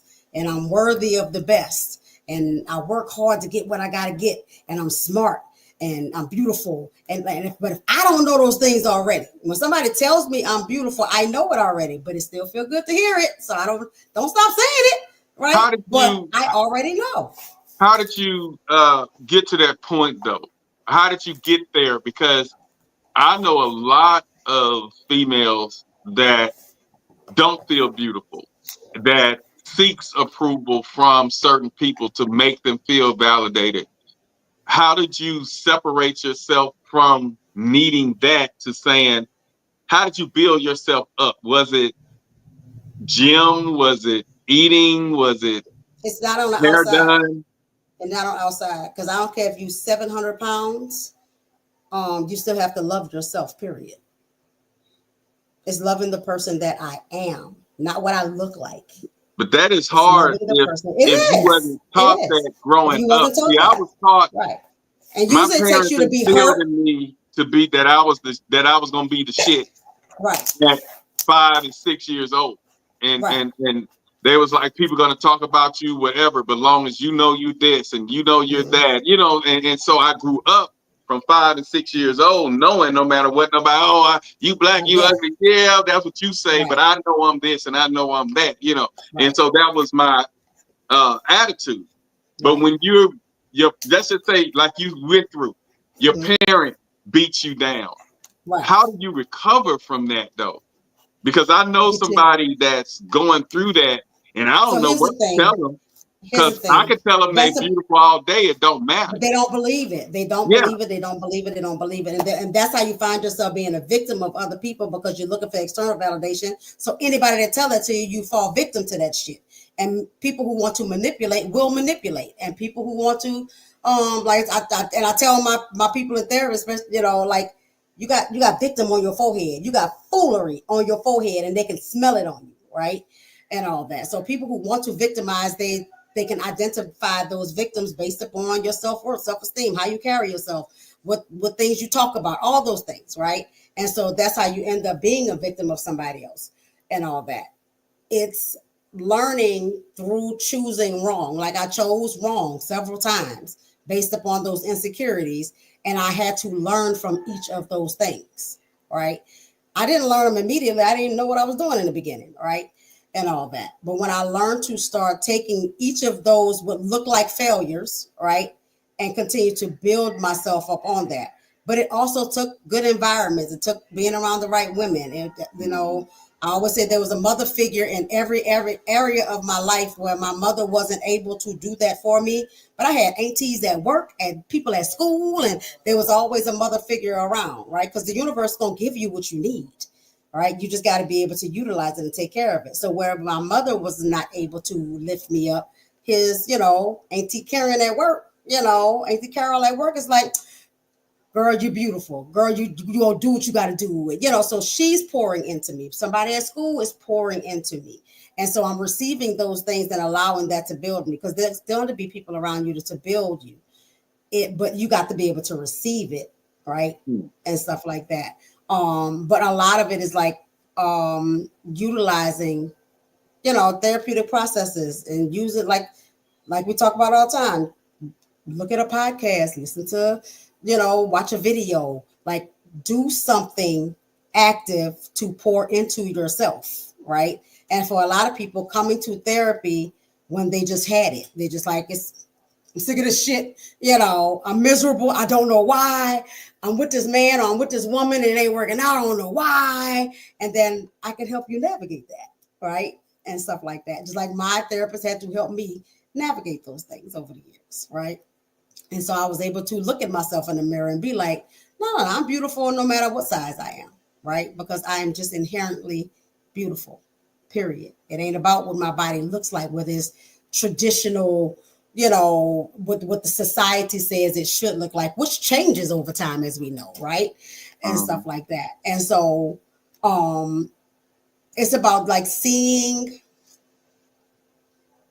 beyond your physical self, and seeing within yourself, and seeing your spiritual self, right? Because we're all beautiful people made in the image, right? And stuff. And so if I'm made in the image of the creator, how can I not be great? But people have to believe that. A lot of our stuff too is like, because we're conditioned, like we talk all the time, like being spiritual versus religious. Religion teaches you that there's an outside, everything is on the outside of you, whereas spirituality teaches you look within. Everything comes from within, right? And stuff like that. You're creating your own reality based upon what you think about yourself and how you navigate this world. So if I believe shit gonna go bad and I'm unlucky, well, that's what's going to manifest for me, right? Yeah, but if I believe I can, time. my actions are going to make sure that happens, right? My actions are going to, if I believe that I can get this thing done, then I'm gonna naturally take the actions to make it happen. But if I don't believe I'm gonna get it done, I'm gonna take my hands off and I'm not gonna put any action toward it, because I already deemed myself as a failure in this area. So I made myself a failure, right? And so choosing what is versus what could be or could not be, or whatever the case may be. You know what I'm saying? Like deciding that this is what I want, this is what I desire. So I'm going to behave in such a way that's going to draw to me the thing that I desire, right? Yeah. And all that. And so that's taking value in yourself. I know that God lives in me. Right. I know that. So how can I not be great? How can I not be great? But people have to be taught that. They have to, you have to decolonize, you have to deconstruct, all the images that we've been taught and told that we wasn't shit. You know what I'm saying? And that's women, that's black women, there's black men, or the concept that money makes you who you are. So if you ain't got money, you ain't shit. That is not the truth. You know what I'm saying? Right. But that's what people want you to believe, so that you can be fooled into having that low self-esteem and low self-worth, right? Because as long as you have low self-esteem, you have low self-worth, you don't believe in yourself, you don't believe you have any power, then people can control and manipulate you. Yeah, just like I use the example of like one time I was coming back from Jackson, Mississippi, heading to Louisiana. It was a big storm, couldn't see, I was just driving. And but when we was leaving the Jackson Mall, my vehicle wouldn't crank at all. And it was on Sunday. So, they closed early. I was parked outside of Sears. And the vehicle wouldn't crank. So I had my little son with me. And I was like, and his mom. And I was like, the vehicle just wouldn't start. And I went in there and the guy was like, he didn't know what was going on, blah, blah. And they was closing. So after about 3 times trying and the mall closing, I went up in there and I said, on the way back to the car this last time, I said, okay, God, I'm trying to get to the house. I got the baby with me and things. It's storming out here. I got 2 hours to drive. I say, what I need. So I said a little prayer. I always say the 23rd Psalms whenever anything. I always say 23rd Psalms. So I sat in that vehicle. I put my head down. I'm holding the steering wheel here. I got the key right there. I put my head down. Boom, it cranked. Like, okay, it's on. So we get in the car, we drive. It's raining so hard you can't see nothing. So I'm still driving though, because I'm at this point I'm on faith. Right. So yeah. I'm driving. 2 hours, 2.5. As soon as I got to the house now, the vehicle made it to the house, turned it off, it wouldn't crank. So I called Dad. Dad came over there and he was over there for about an hour. Then he got through. He said, "Man, this thermostat shot." He saying, "You drove from where?" I said, "I went from Jackson." And he said, "It ain't no way you made from Jackson to home, That was a spirit move. car didn't overheat and stopping you on the side of the road." And he said it was a problem cranking up. He said when it was a problem cranking up, that was letting you know that the thermostat was gone then. And he said, so you drove all the way 2.5 hours from Jackson to Louisiana, and in the rain, couldn't see nothing. And I told him I didn't even stop to get gas. When we parked, the car was on E. Yeah. And so I tell people when I'm riding with people and something happened bad, or they run out of gas, they knew something was gonna happen. I knew I was gonna run out of gas. I knew we was gonna be late. I never know that because I wasn't got safe. That's So right. things don't happen to me. We gonna make it where we got to make it. Things don't happen. And so, and like I say, my dad is a witness, and I could bring him on here right now. He said, "Man, it ain't no way," because he works on cars. It ain't no way you made it from Jack. And I'm talking about when he showed me a thermostat, that thing was so bent up and burning. And he was like, "It ain't no way that you made it from Jackson." And I was like, I just drove. I said, I didn't That think was your about it. miracle. I prayed I had my kid with me. He wasn't but like, the child wasn't but like a year old, maybe 8 months to a year. And I say, you know what I'm trying to do. I'm not doing this for me. I need to get this child home. And that's why I tell y'all, I walk by faith now since 2000, and anything I need is gonna come through. It's coming for you. If something happened and I need $1,500 by Friday, somebody finna call me today and say, "Hey, I need you tomorrow at such and such at this such time. How much do you charge? We got 2,000. I'm gonna get over what I need, and then Friday morning I'm gonna pay that 1,500 that I needed, and I'm still gonna have 500 extra until I get paid next week." So I don't believe things are gonna be negative, like you was just saying. That low self-esteem is not gonna happen. So you can speak those things into existence, and people don't really understand that. You have to be in touch with yourself and spiritual to understand that how powerful your words and your tongue really is. And I help people I would take a story like that, like if you had told that story to me in a therapy session and you were struggling with whatever and all that, I would take that story and utilize it and be like, so if you're not worthy of the best, then why would Spirit make sure you got there even though that call was shot? Because you're special enough to get there, right? So what makes you unworthy of having anything else that you desire? Because there was proof in the pudding. The thermostat was jacked. You could see it, right? And all that. So and I got 1,000 stories like that where I should have been off on the side of the road according to, the natural or whatever, but the supernatural came through. The supernatural came through. Tell people, if you walk by sight, you wouldn't do a lot. Even with you and your ventures and what you're trying to do with elevating. If you looked at your bank account, my bank account would not tell me nothing. Thank you. I wouldn't. But the fact that you know that it's for you and it's going to manifest, you like, okay, let's do it. Let's just go. Let's do it. And then as you go, you're going to have people donating. You're going to have people say, "Hey, I see you." They see a post that you put on Facebook. Your cash app going to ding. Hey, get you something to eat. Hey, go get you an outfit. Hey, get you a hotel. And you looking like, hey, all I did was just post on Facebook that I was going to go to Houston and on a crusade. And now I got something to eat. I got a place to stay. They bought my outfit. I got gas for the vehicle. I can get a rental if I want to. You get what I'm saying? But you have to think that that's going to happen. You got to believe. You have to believe. Because if you sitting there like, I don't see why we doing this. We ain't got no money. We ain't got no money. So the universe says, I ain't cool. Then that's where you go sit at. That's where you go sit. It ain't gonna come through. I knew wasn't nobody gonna give us nothing. You knew that. So when and my wife ain't the quickest to walk by faith. So I'm like, hey, I don't need you thinking on this one. Let me think. But you coming around now. But and stories like that continue to remind her of things like that, because that's your proof. Since you need to see see what happened that time. Okay, that can happen again. She getting it now. But it only happened that way because I believed that it would happen that way. right? And The guess universe what? wants all the things that I want, and the spirit works in my favor, and my ancestors are always working on my behalf. So I ain't got nothing to worry about. Yep. And guess what? The last month, things been going like that for her.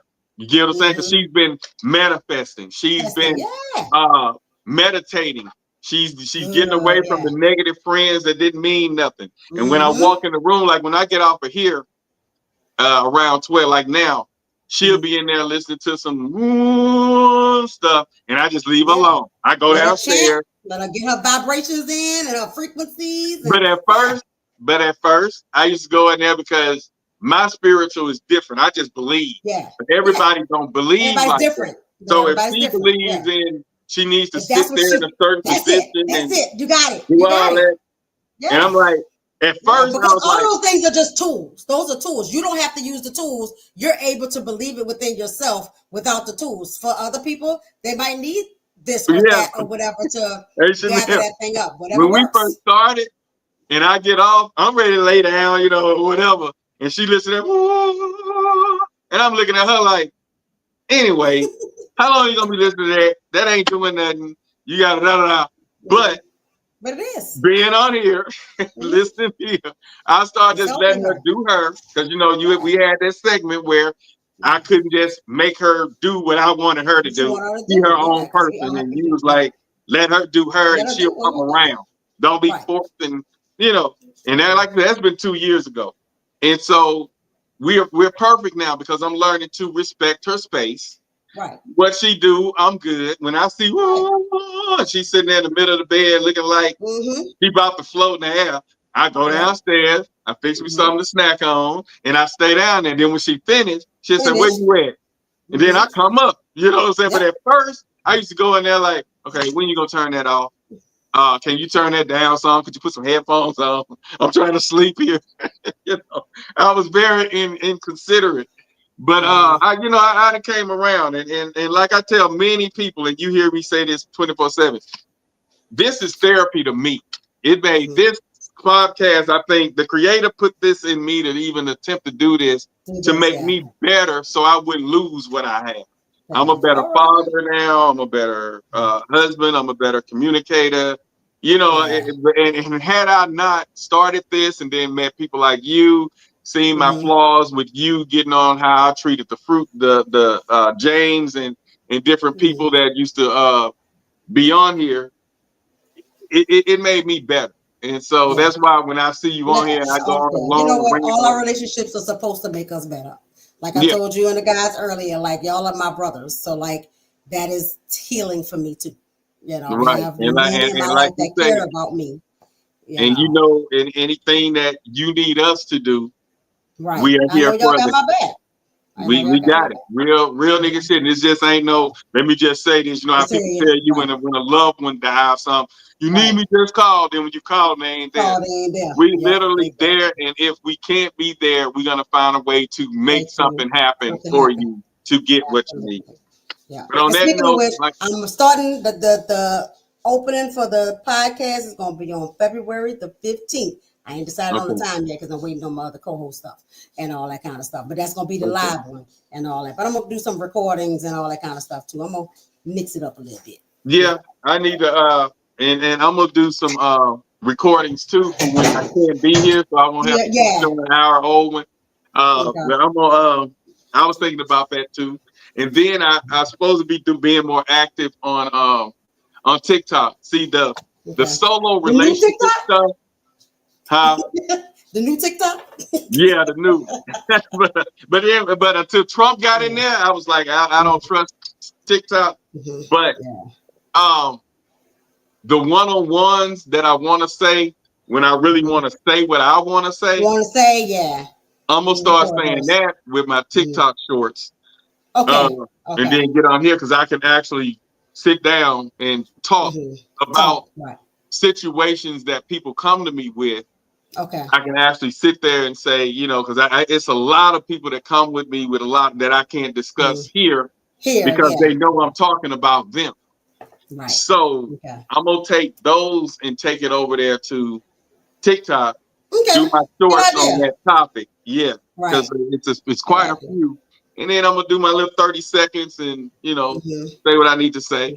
So yeah, it's nothing but opportunity out here, man. And we're in our primes, and it's time for us to create memories and legacy. So we finna do it. We finna do it. And anything you like to say, you need me to do a flyer, you need me to promote it, post it on different things. Just let me know, keep me posted, send it to me, and say, hey, tag 100 people in this. Hey, get your people going. Let's get some going. Because this year I want us to be able to, for Christmas and Thanksgiving, I want to be able for us to have a drawing and give away food, give away $100 gift certificate. Yes. You know what I'm saying? I want to be able to do that. And I feel like with all of us doing our own thing and coming together and supporting each other, support you support me, and we do George. I just feel like together, and it's 2025, positive vibes in 2025. Hell yeah, hell yeah. I think we'll be able to do it. So I was so glad to see you on here tonight. This is the first time you've been on here in about 6 months. I'm gonna try to start popping in a little more often and all that stuff. It was a pleasure. You balance everything out. You know what I'm saying? Because we got all this testosterone up in here. You come in with the little estrogen and you kind of mellowed everything out today. So yeah, it was great. But yeah, keep me posted. Let me know whatever you need me to do. I'm on board. My working days are Sundays and Fridays. So if you give me something, give it to me like on a Tuesday and say, hey, if you get a break, do this, and I'll have it done by Sunday night. You get what I'm saying? So let me know in advance, and then I know how to pause it. Send me everything you need me to work with. And then when I sit down in here, either late Thursday night or Friday night, I'm able to brainstorm. And then Sunday morning, I'm gonna put it together. Then by 5 or something that evening, boom, you got it. Or early that morning. I'm an early bird. I'd rather send it to you at like noon on a Sunday. That's me. And then I go do my thing. So keep me posted. Will do. And with all that being said, run if you see somebody that's saying they single till they married. That's the most craziest thing ever. That means they're gonna do what they want to do until you put a ring on it. So if you know that person wants marriage and you don't, that's not your person. Basically, just get away from it. And with that being said, we out. Chanel, wrap it up. Tell them your version one more time on how you feel about. I already said, get to know yourself, as I say all the time. And don't get engaged in anything that don't work for you, and continue to get your own healing. And like we just said, if something don't sound right, don't feel right, don't move right in your spirit, they single until they married, and that's not your jam either, be gone. Be okay with it. They single till you marry, and you wasting all that time and money in a damn relationship that's useless. Not me. I'm too cheap for that. But on that note, we out. Shout out to George. Shout out to Austin. Shout out to Carlos that was tuning in tonight. Shout out to Lotus. Shout out to Latanya.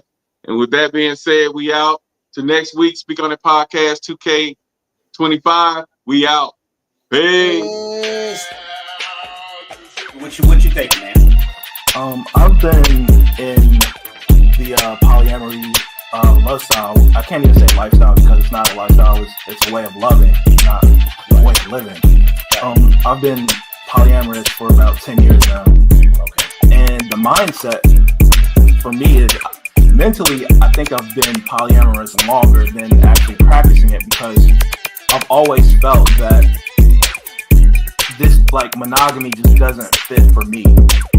I don't understand why I have to only love one person, or why I can only show affection for one person. Where is this written?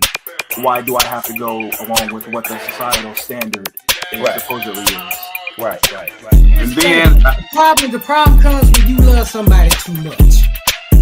When you let yourself love somebody too much, and they don't love you the same. It's not even matter whether they love you back or not.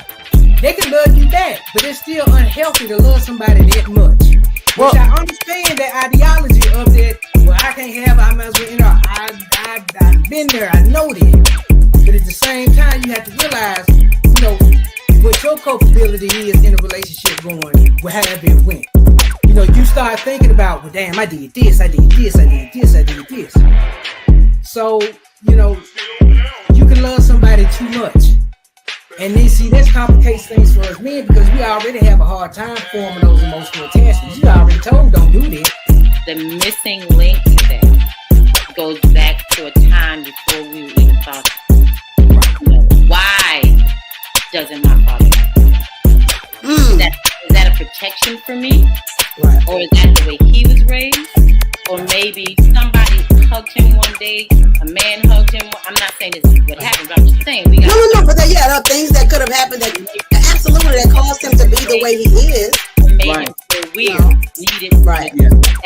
So the things that we think are sometimes a rejection or a lack may have been a protection.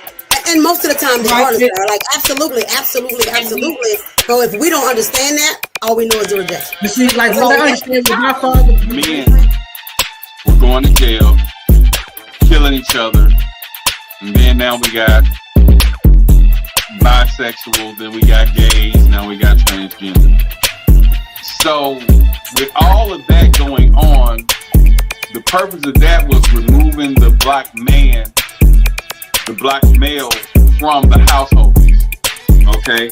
So with him not being in the household, she's getting the welfare, or she's out there in the workforce, forced to take care of herself, and if she have children, to take care of the children alone. Whether he's in jail, whether he's dead, whether he's bisexual, whether he's gay, whatever. The black male was removed from the home, and black woman was forced to provide for the children, for herself. You're missing one other thing that removes black male from the home. That's white women. Because after a while, it was a run on black men, white women. Yeah, white women. You know, at one point, black men, they just had to have a white woman. No matter what their social economical status was, white women was the way to go. And so that pulled a lot of black men out of the house. Damn, I sure missed that. I mean, I know Rick James, you know, I know, you know, I mean, you hit it. I just didn't think of that as a major absence of the black man. So you being a provider means so many things. Right. It means put you in a house. You know, it means I got your back. It means we're doing this together. It means I'm not gonna walk away when things get hard. You know, that's providing, right? I'm gonna provide emotional protection so that you can, you know, I'll be present for you when you don't feel like you can be there for yourself or whatever, you know. So there's so much more definition to the thing, right? And even on the flip side, looking at, you know, men with kids, right? I remember I did not want a man who had kids, and I was about 25 when I met my ex-husband.